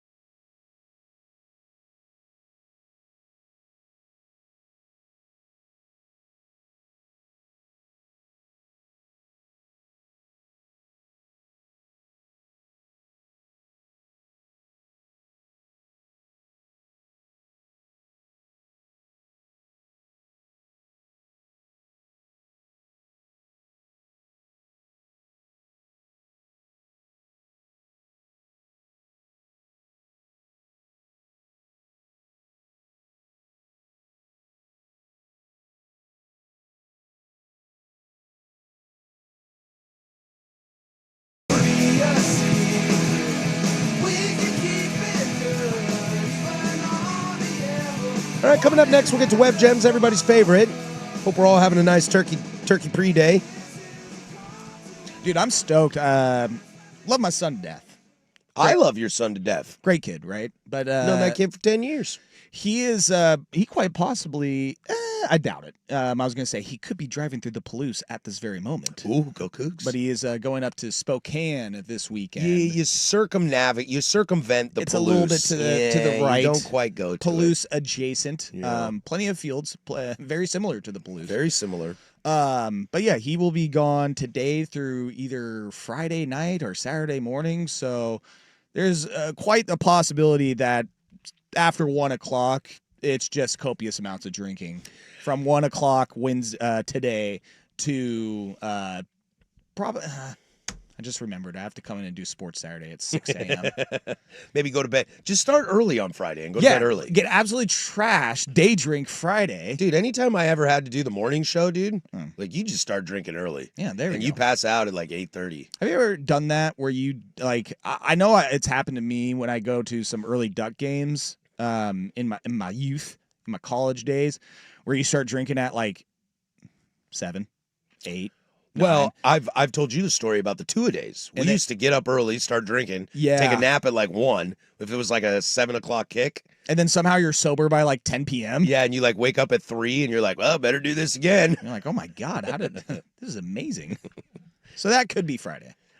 Yeah, my kids go to their dad's halfway through Friday, so we'll see what happens with this guy as well. I just know that I think we're all getting together and checking out a new bar in Vancouver for the Coug game on Saturday. Oh, there you go. Yeah, I just fully plan to be drunken, belligerent Uncle Joe watching the Cowboys tomorrow. We will take a stroll through the Pacific Northwest. There are 2 games to choose this weekend because, well, we're all playing each other. How about that? Rivalry week. What's Portland State up to? We don't want to pick that one? I don't know what they're doing. Blow the horn. I don't know. It's somewhere. Oh, I was hoping for the horn there. Let's start in the Palouse. You mentioned it. Oregon State heads up to Washington State to take on the Cougs. They've got 2. Oregon State has 2 wins. Obviously, they're looking for a coach. Could be Brett Beacon at any moment. Oh my God. What? Speaking of which, what? No, I'm kidding. Dang it, Joe! You know I'm not on the Twitters, so like that got could me have happened. so excited. I hate this guy over immediately here. Oh, that hurt my soul. I got jokes. This is an interesting game. It is, because I think going into this year, there's a lot of the narratives on these 2 teams have completely flipped. I think there are a lot of people that thought Washington State was going to win 3 games this year, maybe 4. And here Washington State sits on... And a lot of people thought Oregon State would win like 8 or 9, right? So we're on the flip side. I'm sorry, Casey. It's true, though. It is very true. It's a tough year for my football team. It is. Oregon State kind of has nothing really to play for. You know, I don't know if this is a get-up game for them. They've already beat Washington State, so you can kind of say, we already got you in our home. But everything's on... Look, with how crappy and negative these situations are at Oregon State and Washington State, both of those teams are desperate to be in a bowl game this year, because I think it just creates a little bit of stability going forward. And if Washington State can win this game, if Zevi Eckhouse can have a day offensively, because the Cougs are going to try to run the ball, but we haven't ran the ball since like 1985. So it's going to be a throwing game. If Wazoo can get that offense going and win this game against Oregon State, it is a huge momentum builder for Jimmy Rogers and that Washington State program, because things look real dire. And if you can turn that around in a bowl game, like this is a bowl game. This is a conference championship game, winner gets in sort of thing. Dare I say a playoff game? Dare I say a playoff game? Like, I think Cougs come out really hungry and play very efficiently. They're a lot healthier than they were last time in Corvallis. I know this is no shock to anybody. Give me the Cougs, and I think they win and win big. I tend to agree with you. I'm kind of with you on that. I just think that, listen, I didn't watch much of that Oregon State-Washington State game. I know you were there for that. I don't know if it was a matter of Oregon State just playing up or Washington State playing down. But at that point in the season, I think they had a reason to play some motivated football, whereas now it's just, I think a lot of this Oregon State team is going to be like, dude, can we just get this over with? Can we just get the hell out of here? Yeah, like, please. Guys, move on. Like that kind of thing. Like, I just... apparently they're going to play the third string. Who's the other quarterback that they have besides Malik Murphy and Jabari Johnson? Yeah, are they going third string at Oregon State? Do you know this, I Casey? believe they might. That's what I heard. I think the guys in the morning were talking about it. But yeah, I just to me, Washington State has way there's more just at stake. Too much on the line. They got a Bahamas Bowl berth possibly online, which I know is probably not a conference tie-in, but Sun Bowl, baby. I wish it was.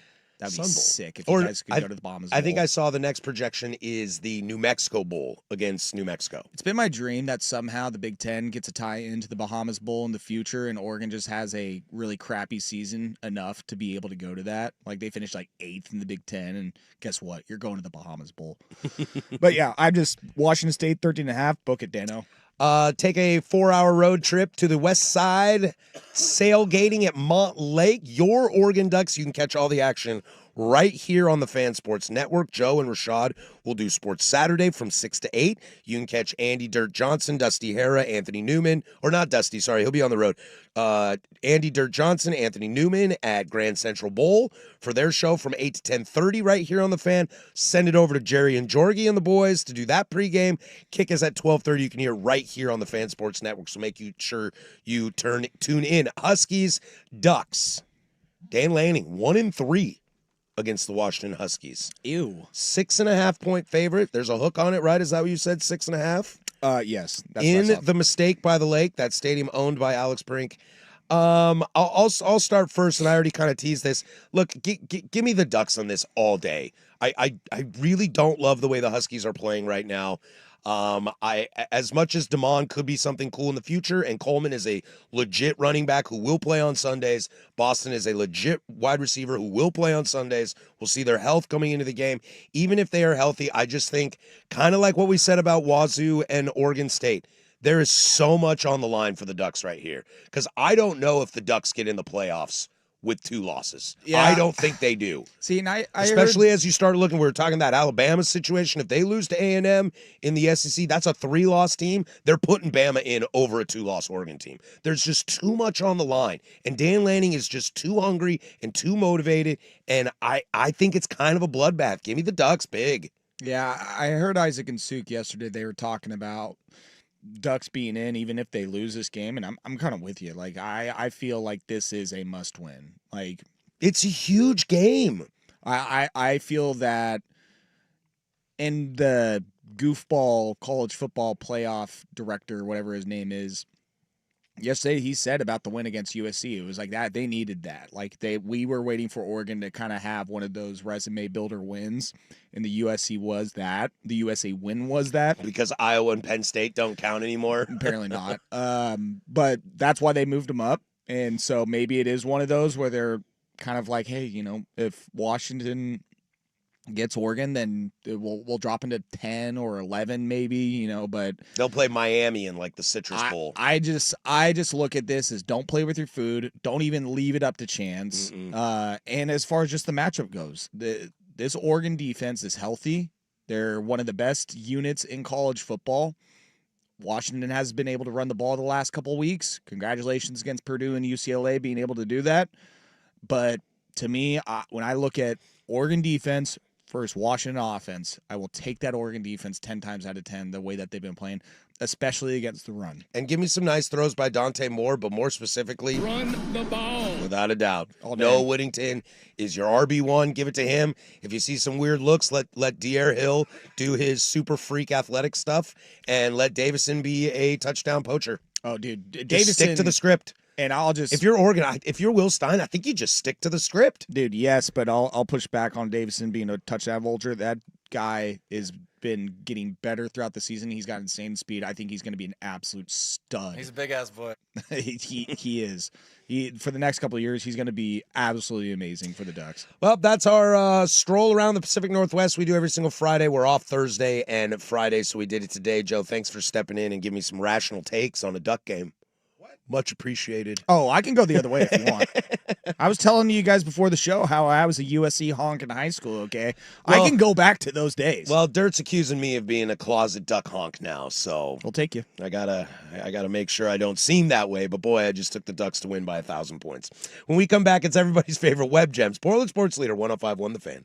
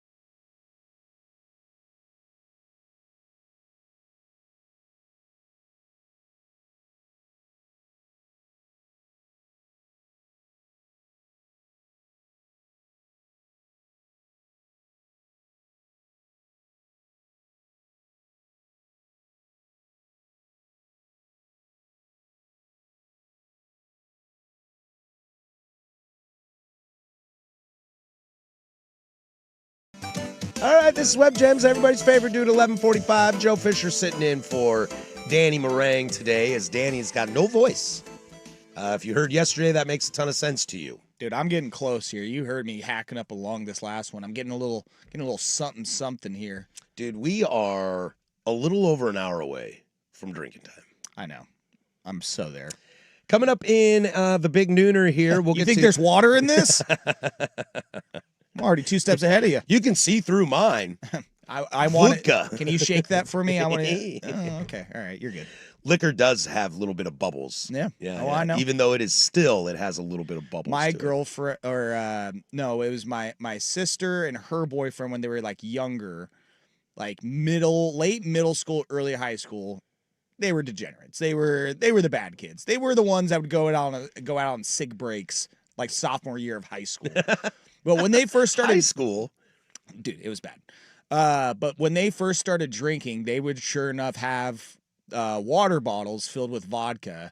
And every time they were hanging out, we would be sitting there. I'd grab it just from them and start shaking it and be like, I knew it. I'm going to tell Dad.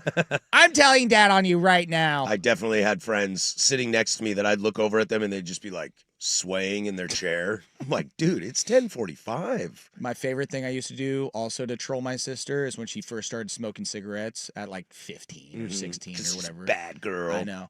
We would be like out camping and we would like take the walk and I'd be with her and her friends or whatever. And just before she's about to light up the cigarette, I'd snag it out of her mouth and snap it right in front of her and then throw it on the ground and smush it. And she would just, oh man, when you're 15, 16, that's the only thing you can afford at that point. That's what you're spending your money on. And cigarettes are precious. Yeah. Oh, dude, it was one of my favorite things to do. You just saying that kind of made my blood boil a little bit. Well, Patrick, former smoker, I could, I mean, you can understand that. Oh, right? I'd be livid. I'd be absolutely livid. It was it was one of my fondest memories of messing with my sister.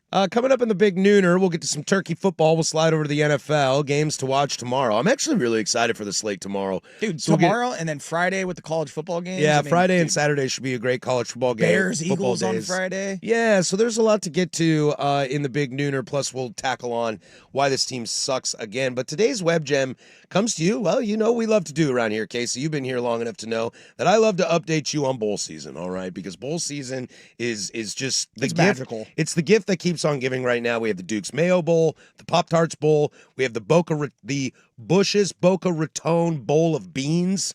Now, Oh, I was hoping you were thinking like You nailed that. Bush beer, like Bush Light, or some Bapple. well, that'll be the New Mexico Bowl when Wazoo makes it. Have you had a Bapple yet? No. I am a straight up Bush Latte guy. Do you know what a Bapple is? I do. Bush Light Apple or Bush Apple, yes. I have never had Bush Light, but If there's I wanted- something about a Bapple that has me intrigued. If I wanted a domestic beer that tasted like apples, I would drink Coors Light.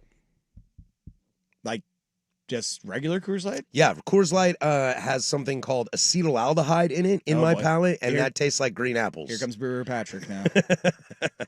We get it. You used to work in beer. Hey man, I judged the Washington Beer Awards this year, known as WABA. Gave out some medals to peeps, no big deal. Who's this guy? Bowl season now has an official sponsor of the whole season. And I'm okay with it. It is the Coca-Cola Bowl season. That is the title sponsor. It would be better if it was the Mexican Coke bowl season. Well, that's the interesting part, because I guess I read something that Coca-Cola was interested in sponsoring a specific bowl, but did not want it to be called the Coke Bowl. Oh, that'd be funny. Just pounds and just kilos Playing all at over Penn the State. place. Playing at Penn State in a whiteout. You just get Dusty Hera has season tickets to that bowl. this and like the Pop-Tart bowl, but instead of a Pop-Tart, just like a anamorphic kilo. Just walking It's a around. scale. Yeah. His hands go up and down. He's like, hey. Just a straw. Glass plate. A rolled up $100 bills spread out to the Just crowd. looks like Lumiere from Beauty and the Beast, but it's 2 scales and a dollar bill. Did you just say Lumiere? His name is Lumiere. Yeah, French, dude. Français. Yeah, that's. But what it's that all would be, based, instead right? of the candelabra, it's just a scale, and he's out there yelling 6, 7. with some bricks on it. By the way, speaking of bowls and like college football playoff, did you see the college football playoff committee guy yesterday? No, I feel like they're gonna have a new one every week because each guy gets fired. Dude, I almost want Casey to pull the audio, but it's so bad, so cringy. Oh, the 6-7 thing. Yes. I heard that this morning on the Sunrise guys. Oh my God, it's done. The trend is over. It's Yeah, dead. It's officially dead. It was so bad, so cringy. What's the dude, the main guy, Reese Davis, was Yeah. even like, oh God, kill me now. I was at a Seahawk party a couple weeks ago with some friends. Okay, And they sorry, have that's they, unfortunate. Most of their kids are a lot younger than mine. And one of the kids said it and they all laughed and the parents were like, "What is this?" And I was like, "My kids are older. I dealt with this 3 weeks ago. It'll be over soon. Just grin and bear it. Yeah, Just grin and bear it, get through it, and you'll be fine." yeah, we're almost there. We're almost there. I'm curious, does Dr. Pepper in Fansville have an issue with the Coca-Cola bowl season? Well, like Coke Zero does a bunch of stuff for college football. But I thought Dr. Pepper was the only thing you can drink during college football. I had a DP the other night. It was great. Dr. Pepper. I mean, Pause. yeah, Dr. Pause, Pepper. It pause. was Dr. Pepper. I don't know. I don't think they would. I mean, they're sponsors, baby. That's what bowl season is. I don't even care about the bowl games themselves anymore. Give me this the most ridiculous sponsor possible. How about this? The Bucked Up LA Bowl hosted by Gronk. Okay. I don't know what Bucked Up is. I'm guessing some sort of hunting brand. Dude, have you seen the Snoop Dogg Bowl? Are they doing that again It's this the year? It's the Snoop Dogg Arizona Bowl brought to you by Dr. Dre and Snoop. Oh, Dre's in it now? Yeah. Oh, no, even better. The Snoop Dogg Arizona Bowl presented by Gin and Juice by Dre and Snoop. There you go. And I so the laughed song is I'm all in. sponsoring it? and I laughed about it because the first word of that bowl game is the same word as the last word. Snoop. Snoop Dogg Arizona Bowl presented by Gin and Juice by Dre and Snoop. You know they said Dre and Snoop so they could end with Snoop. It's like a palindrome. Dodge, duck, dip, dive, and I dodge. believe they have canned cocktails called gin and juice. What cracks me up is some of these companies I'm like very confused about, like the Wasabi Fenway Bowl. Wasabi is apparently like some sort of software company. Oh, not the green spicy stuff? No, and that's I found that out last year. I was like, wait, it's not just sponsored by the plant, like the Wasabi, like Confederation of America or whatever. Like that would have been way better if it was just the Wasabi conglomerate out there was like, we're sponsoring a bowl. Big wasabi. Yeah, big Wasabi. Trying to bump the trend that wasabi is just green horseradish. I feel like that's a good nickname for someone. I'm going to start calling you that, Patrick, the Big Wasabi. On the YouTube, we need a Sprite and Robitussin bowl. Yeah, after Some all this. dessert. Yeah, I Sipping mean, on some dessert. Bush's Boca Raton bowl of beans. Say that 5 times fast. Bush's Boca Raton bowl of bean. Didn't even get one. Are they doing? Oh, and then like the other one, the game. It's Game Above Sports Bowl. Game above. So the company is Game Above Sports, but the way that I read it is the Game Above Sports Bowl. Yeah.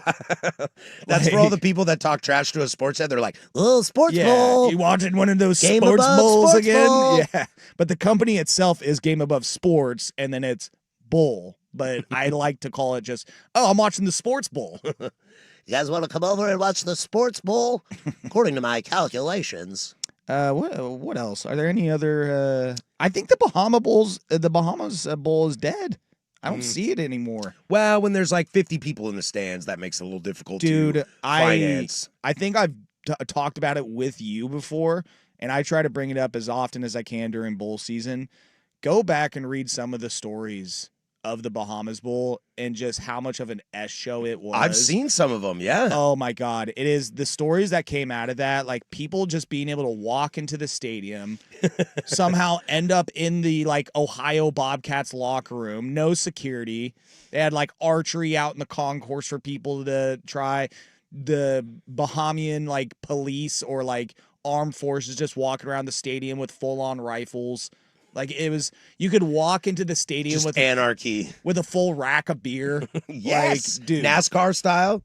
Dude, I'm way into that. It was pure chaos. Like people just wearing the most random football jerseys that have nothing to do with the It's teams. like a Dan Marino jersey. Yes. It's Ohio Bobcats versus San Diego State. Yes, dude.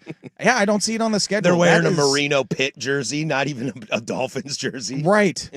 Yeah, I don't see it on the schedule, and that just breaks my heart. All right, let's get into the big noon. When we come back, we'll talk about Turkey Day. All right, tomorrow's Turkey Day, and there's a great slate of NFL games. So we'll dive into that. A lot to get to on the final hour. Thanks for hanging out with us. 105.1 The Fan.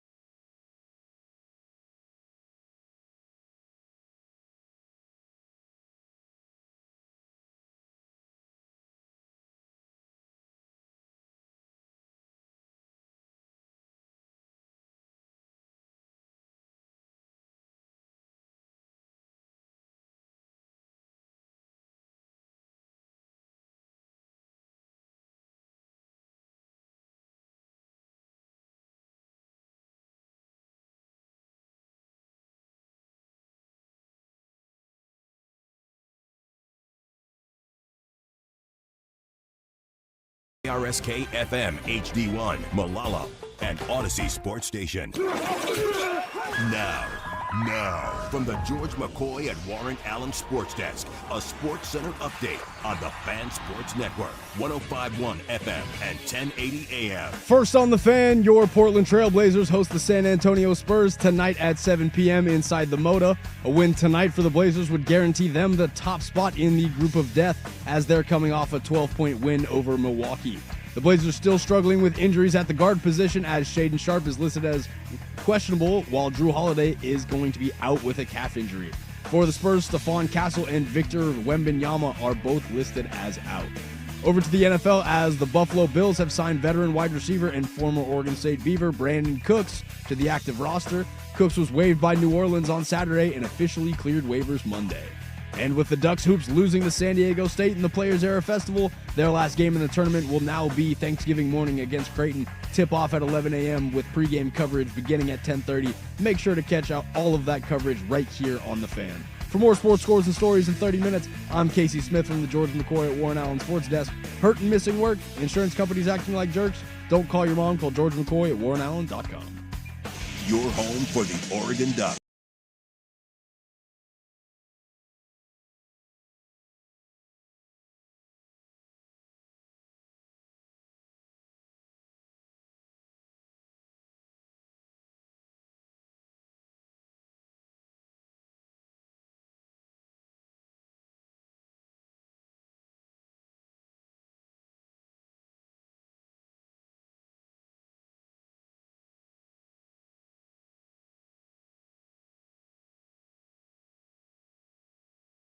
.105.1 FM, 1080 AM, and the Odyssey app.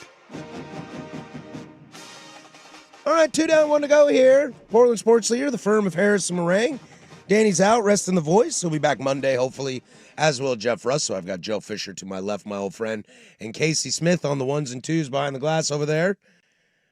You know what today is right now, Joe? You know what's on the TV behind you?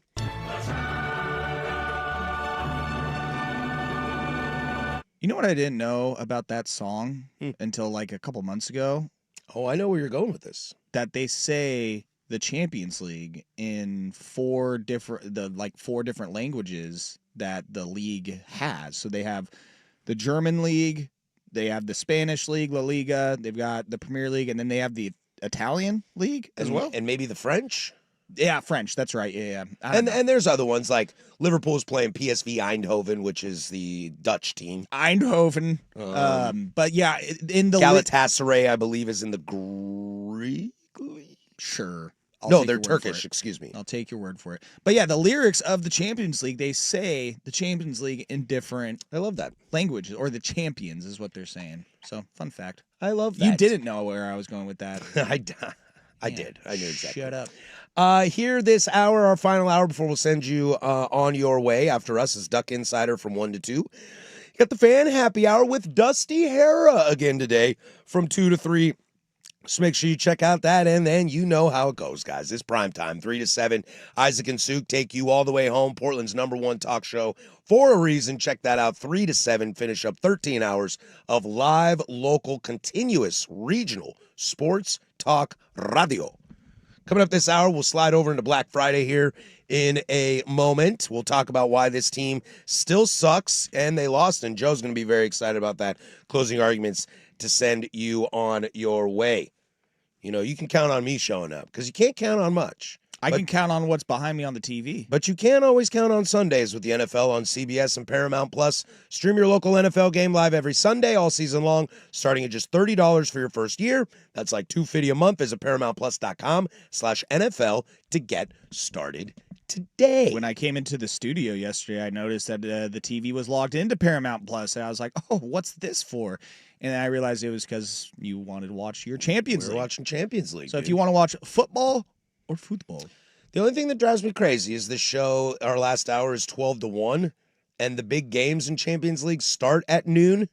I wish they started at 11, because then I got to race home to finish the game, or sometimes I stay here and watch them. Well, that's because you're un-American, and you hate this country, and you wish you were in Europe. You remind me of my group of friends that are just diehard. I mean, they love all sports, but they are very invested in soccer, Champions League, F1. They love hockey. Pass on that for me. They love hockey, which I know like NHL, but they know all the Russian dudes and their names and how to pronounce them. And I tell them all the time, I was like, you can just move to Europe if you want. You know? And a cascade of boos rained down from the stands. Pretty much. Y'all are haters because you just don't understand. Hey, go Sharks, though. They're on fire right now. Yeah, go Liverpool. They suck right now. Let's go Penguins. Oh, Penguin Kid. Oh, okay. Shocking. Black and yellow, black and yellow, black and yellow. Another one, yeah. The NFL's got a nice little Thanksgiving slate. You know we're getting a Cowboy game. You know we're getting a Lions game. But it's always like, what's it going to be? Is it going to be like the Arizona Cardinals and the Dallas Cowboys? No, my friend. Not so fast, my friend. We open up on Turkey Day with Green Bay at Detroit. Sign me up. Huge game. Kansas City at Dallas. Sign me up. And our new Thanksgiving team. We now have a third Thanksgiving team. We do? Yeah, dude. It is Detroit, Dallas, and it's Baltimore, man. I feel like the Ravens have been on Thanksgiving. I tried to talk to Danny about this yesterday. He wasn't having it. I feel like the Ravens have been on Thanksgiving, ever since the third game showed up. Hey, that's my Baltimore brethren. Okay? Did I just get Luke Anderson booed? I think so. I am offended. I think you did. I am offended. Baltimore. Yuck. Hey, like I said, that's my Baltimore bird brethren over But there. I swear to you that I feel like once we got the third game on Thanksgiving, the night game is always the Ravens. Is it? I'm gonna check you. Not sure why they would choose the Ravens. Not because Casey's here, but I would choose something like the Steelers. You know, old school program. Maybe the Niners. They probably needed an AFC team since these are both that. So I think you might be a little bit confused because I think the Ravens were on Christmas last year. Steelers and Ravens usually play on Christmas. Oh, is that what I'm thinking about? I think because last year it was the other non-Lions Cowboys game. It was Dolphins Packers. The year before it was 49ers Seahawks. Oh, maybe I am thinking of Christmas. I don't. I haven't seen. Yeah. Go Beavers. Go Tigers. The Ravens. I haven't seen them even pop up on this list. All right, then maybe I will. Maybe I will rescind that. How about this though? The originally scheduled 2020 primetime Thanksgiving game between the Ravens and Steelers was postponed to the following Wednesday because of COVID. Oh, I remember that. We had that random Wednesday football game. Yep. And it was at like 10 a.m. or something like that on a Wednesday. It was great. I loved it. I don't know. Not the COVID part. I don't know which game of these three I'm getting up for more. I think I'm more excited about the Green Bay-Detroit game because I picked Green Bay to go to the Super Bowl at the beginning of the year. Mhm. And boy, that pick looks worse and worse every week. Like, I really want to know what this team is about. But you flip it on its head. I mean, I'll let you share this. I won't share what you said about KC at Dallas. But also, Burrow's going to play. So, like, I want to see Joe. Baltimore's trying to sneak in good, but I want to see Joe throw. You got a Joe versus Joe game. Got a Joe versus Joe. That might be my favorite game of the day now. Oh, who's Joe playing against? Joe Flacco. For the Ravens? Joe Flacco for the Bengals. Well, Joe Burrow's going to play. Oh, that's right. Well, you got Joe and Joe going against Lamar Jackson. Do you think Joe Flacco is pissed off that Joe Burrow's healthy and wishes he could go back to Cleveland? Can they like do that? Could it be like a loan? Speaking of European soccer, can we just loan you until Joe Burrow is healthy, and then he could go back to Cleveland and be the starter over Shador? Yeah, let's just go steal a win from the Steelers for no good old reason. And then the Steelers trade for Joe Milton from the Cowboys and start him. Then you have a full Joe division just about. Kansas City at your Dallas Cowboys, Joe. Yeah. Now, I got to say, I walked in because I heard Dirt's pick on Spraguing the Line, and he took the Cowboys, he took the Chiefs -3.5. And I was just, I just had to clarify. I'm like, so Chiefs -3.5, huh? And they're like, whoa, you're not cocky sniffing now, are you? I'm like, no, just I'll keep that in mind. What was the question you asked me? Are the Cowboys the good guys tomorrow? I think the answer is yes. I think so too. I think people will want the Cowboys to win. I'm going to throw this up. Not me. I won't, because I'm an old man, and that just goes against 40 years of hatred of the Dallas Cowboys. I completely flipped 180. I was against the Cowboys ever being the good guys, but you keep the Chiefs out of the playoffs and maybe keep the Steelers in a wild card. Let's go, boys. Oh, see, you're just doing it for bias reasons. But to Joe's point, the world out there is pretty sick of Kansas City. Like, is T Swizzle at AT&T this weekend for Thanksgiving with her hubby? You know, like, people are real sick of that. She might be performing at halftime. People Get her and Scott Stapp down there. Can you to redo it? Yeah. I think people are. Joe, I think you're right. I think if you polled 10 average NFL fans, they would say they'd rather see the Cowboys win than the Chiefs. Unless you back it in and say, no, I still won't root for the Cowboys. I'll just root for the Chiefs to lose everywhere else. I'm gonna throw it up on the 105 the fan, the 1051 10-5-1 Twitter account. Are the Cowboys the good guys tomorrow? Because I think it's fair to say, and also listen, the Cowboys' playoff chances, it's like 9% at this point. It's not going to happen, and they might get routed by Kansas City. Well, I mean, Joe, they might. I said they might. Hey, Yep. defenses look pretty good the last couple weeks. Pretty good little team. Got a couple guys back looking healthy. DeMarvion Overshawn looking good. Quinn Williams, not too bad. Some gym rats, huh? Yeah. First in, last out. Yeah, you know it. You know it. The hustle. Motor. Hustler. Yeah, he's got a motor. Love Got it. the way they spin it. You just got spirit, Tough little player. I just I think that if they, and also I talked about this with fellow Cowboy fan Kurt. Can you imagine if the Cowboys, they beat the Eagles, they took care of business, which was awesome. Which we'll get to in a half hour. Oh God, that was so great.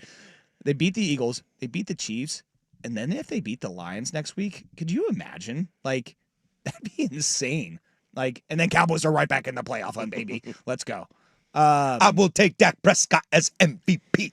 I'm not even kidding you though. The Cowboys defense the last couple weeks, they have gotten some guys back ever since the bye week and making the trades, and because they've gotten some more healthy bodies on that side of the ball. If you look at their defensive stats and defensive metrics, Oh God, they're not so bad anymore. did they finally get a linebacker to block the run since that last bum couldn't stop the run? Quinn Williams is a ridiculous run stopper. I agree. Let's- DeMarvion Overshawn is back. Micah Parsons is also a top 5 player in NFL defense. So, hey, Dominic didn't need him. Soboslai. We got plenty of money now. We got plenty of money to spend on other defensive players. No, I'm just saying, though, that I think that everybody and their mother wants the Chiefs. Well, maybe not their mother because it could be a Swiftie. But everybody wants the Chiefs dynasty just To be out, just go away. not even get into the playoffs. Yeah, And if the just slam Cowboys can help do that, then I think that the football community can get behind that. Dominic Soboslai with the goal for Liverpool to tie that game 1-1. Oh, the Hungarian. Nice pull, dude. Yeah, that's Dude, right. eliminated from the World Cup Hungarian. That's That sad. dude cried. Our left back is Milo Kirkes. He's Hungarian too. Okay, we're starting to lose people. All right. Moving on. Black Friday's got some great college football games, and I can't believe it. There's a must-watch game at 9 a.m. that I did not have on my bingo card coming into the season. We'll get to that next. That's Joe Fisher. I'm Patrick Harris, 105.1 The Fan.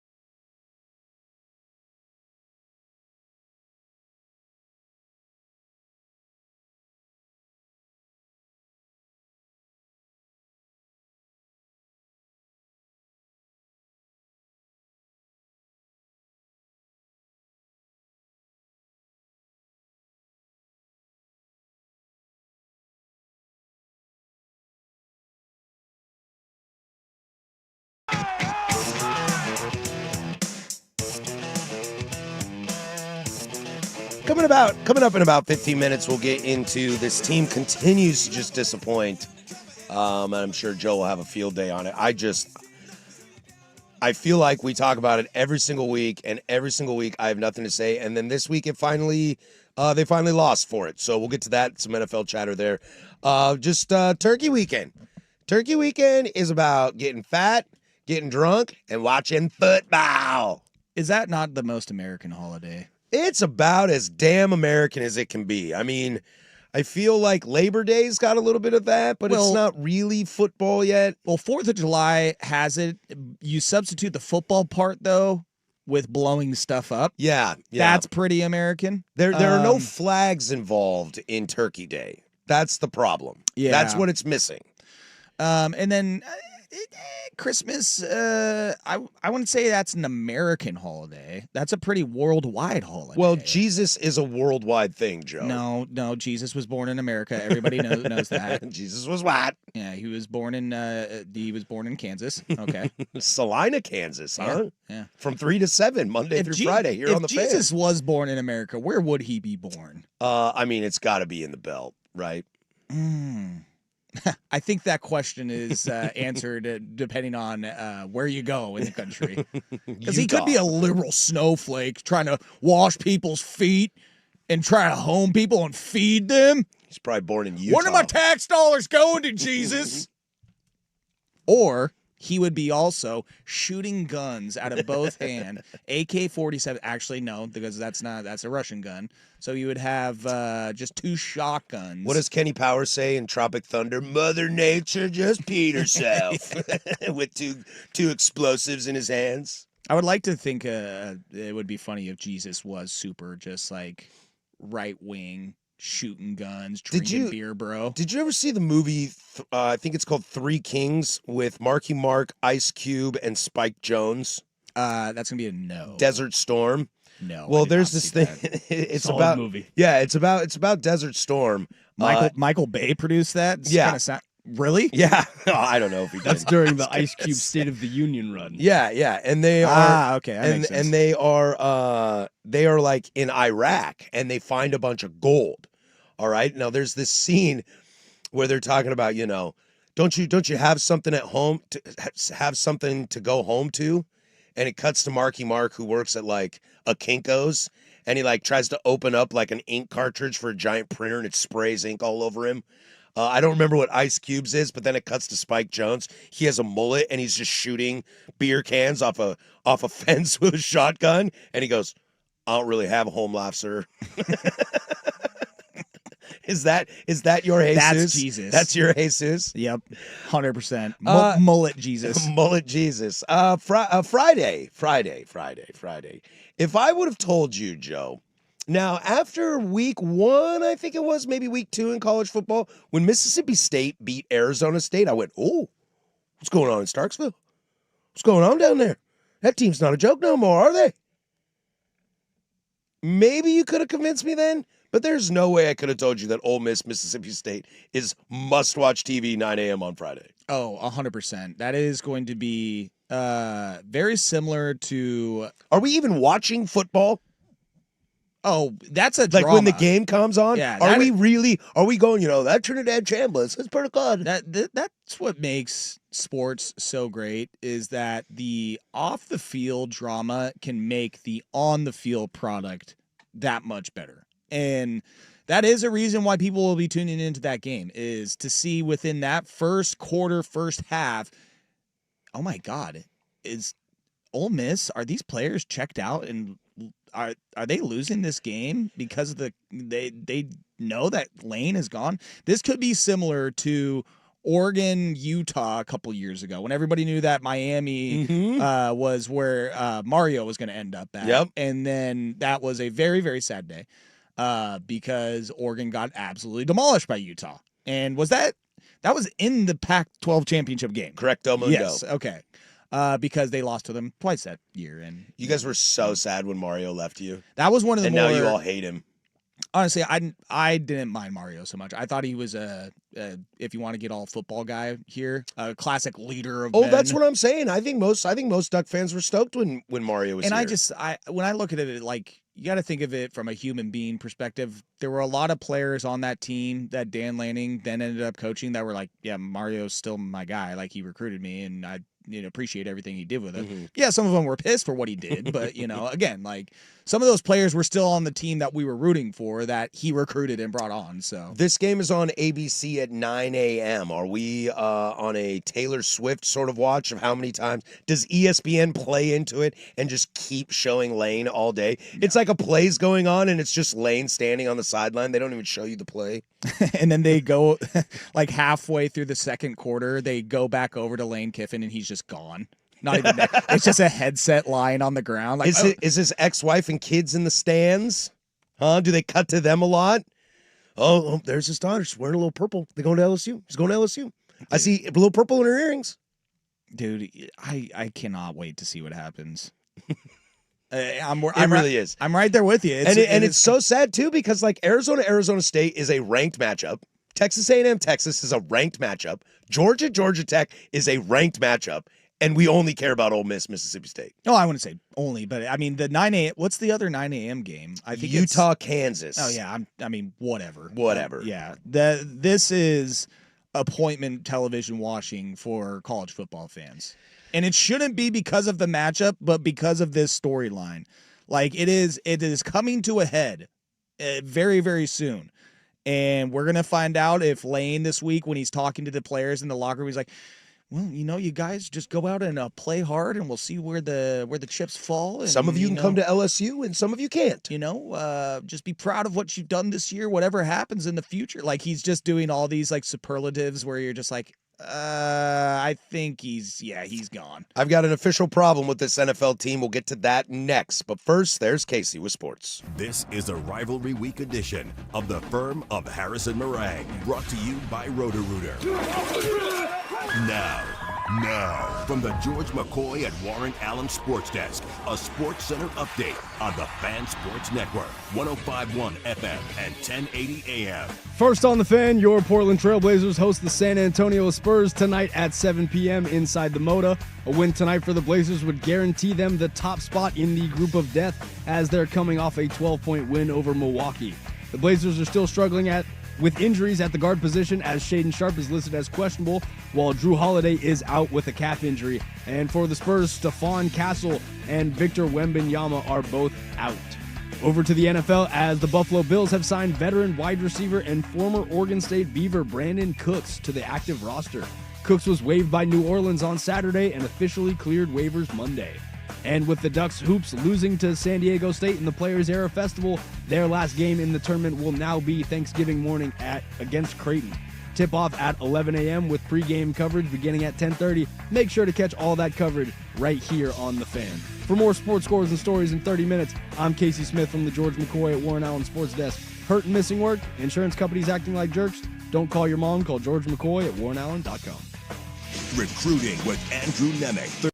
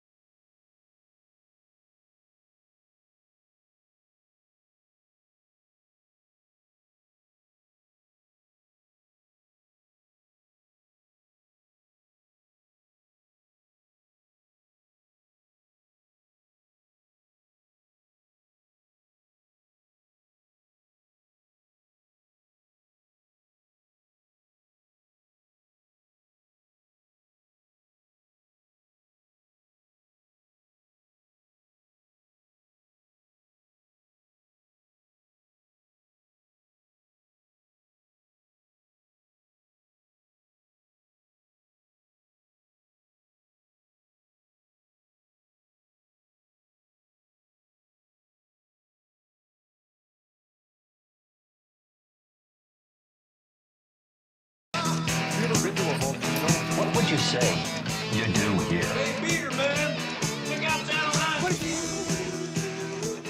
Closing arguments coming up next to send you on your way. Finish up here. Jumping into the NFL. Wanted to do this for a couple days and just haven't had the chance to get to it. So we'll finally get to it. If you are a listener of this program, thank you. Appreciate that. Whether you're 105.1 FM, 1080 The Fan, the Odyssey app, or over on the YouTubes, appreciate you every time you listen. It has been no secret on this show my disappointment in this team, especially on the offensive side. I am now officially out. I do not think they will repeat. I do not think they will go to the Super Bowl.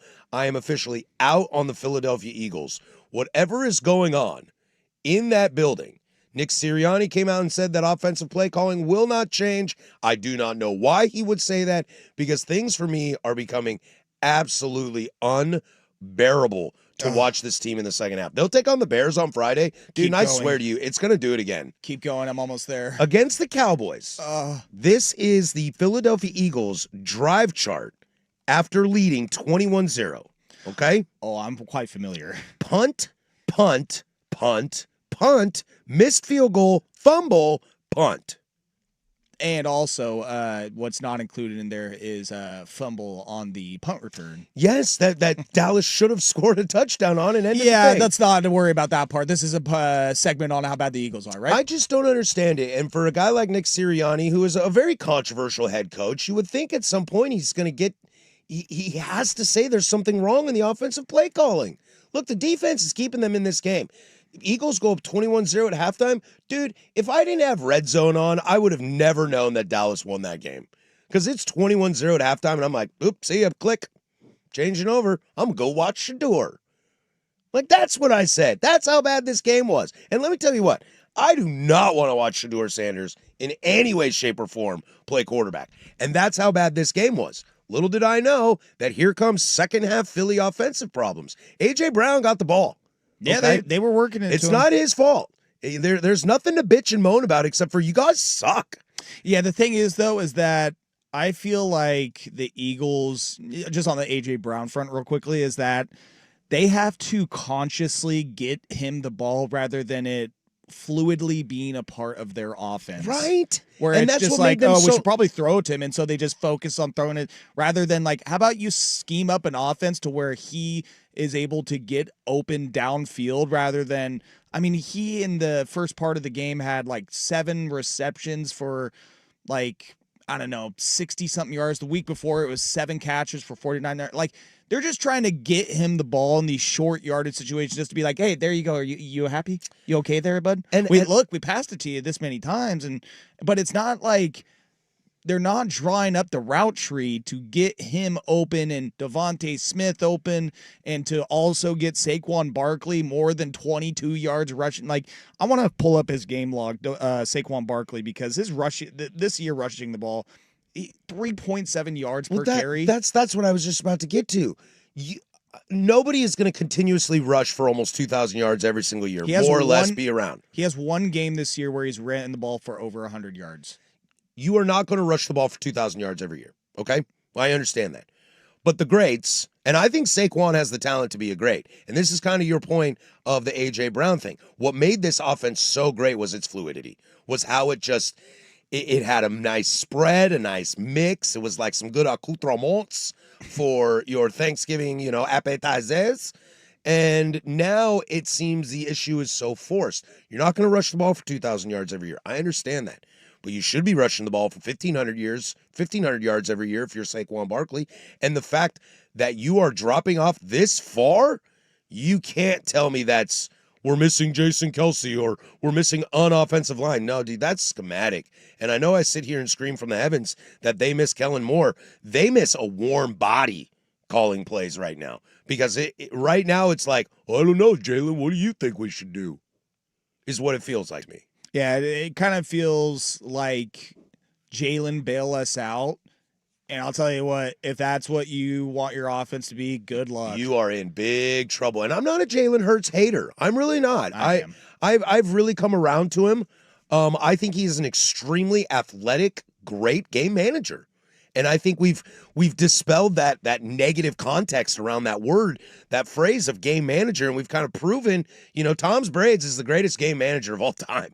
We've kind of proven that you can win a lot of football games and be very, very successful being a game manager, and he's a freak athlete too. You throw in the tush push, you throw in just his, escapability, his elusiveness, and I think Jalen Hurts is, top 10, maybe top 15 quarterback in the NFL. I think you can win a lot of games with him.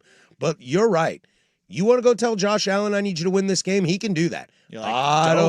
I don't know if you want to ask Jalen Hurts to do that. You can ask Patty Mahomes to do that.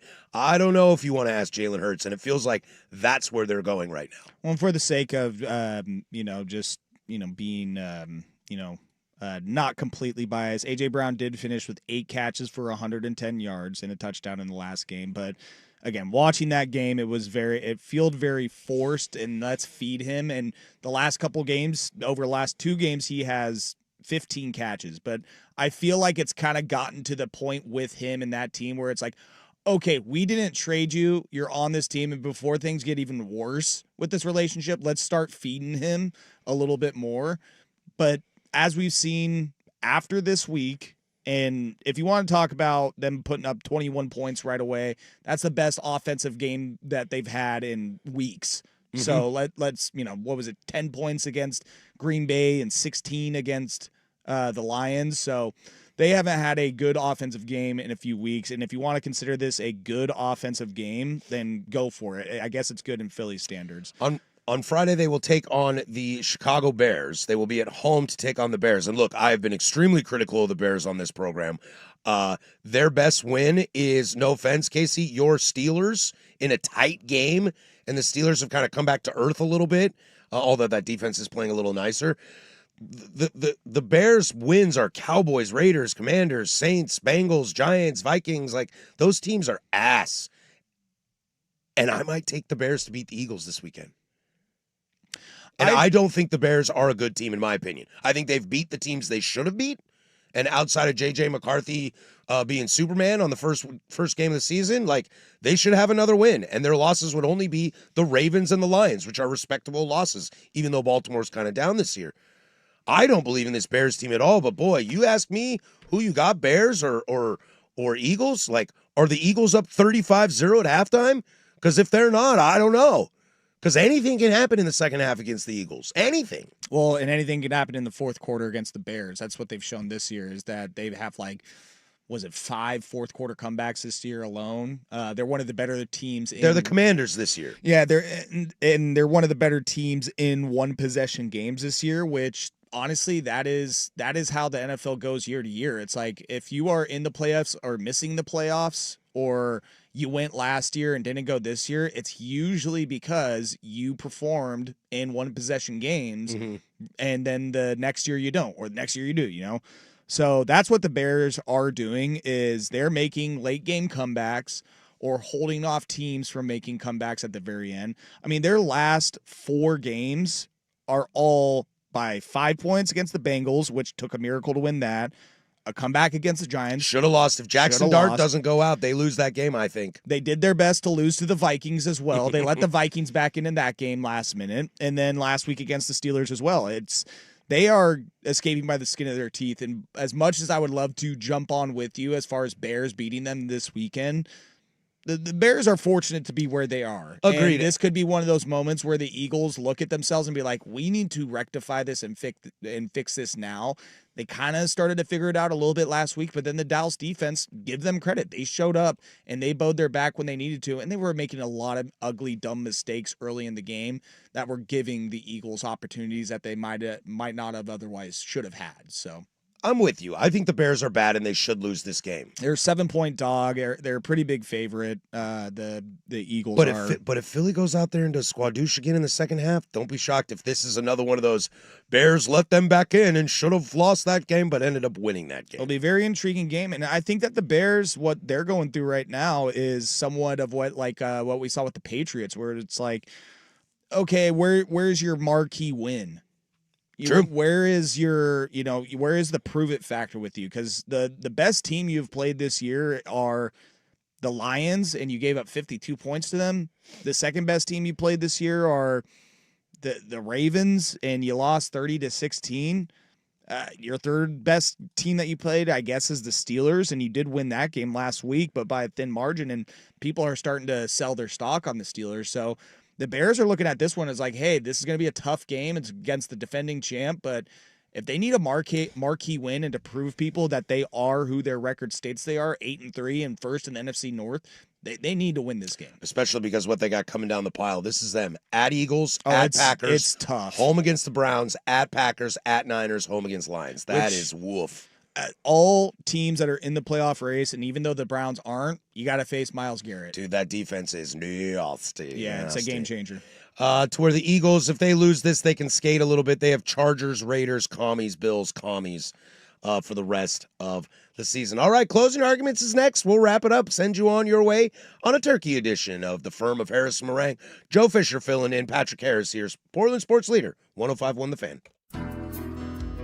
It's time for Easy Play, brought to you by Home Z, making home improvement easy. Reeves with 3 to shoot, 2 to shoot, 1 to shoot. LeBron at the buzzer. Got it! Three-pointer that he got off right as the shot clock expired. Lakers back out to an 11-point lead. The question, Michael, is can they hang on to it this time? That is Lakers radio. LeBron James hits a big three at the end of the shot clock. Old man somehow still got it. The old guy, the washed old man at 40. I guess when you're LeBron James, every play is the easy play. Nice job, Joe Fisher. That's what I do. That's what I do, baby. This Easy Play brought to you by Home Z. Use Home Z's online calculator to estimate your project instantly. Make it easy. Call Home Z. That's HOMZE. HomeZ.com. We just finished.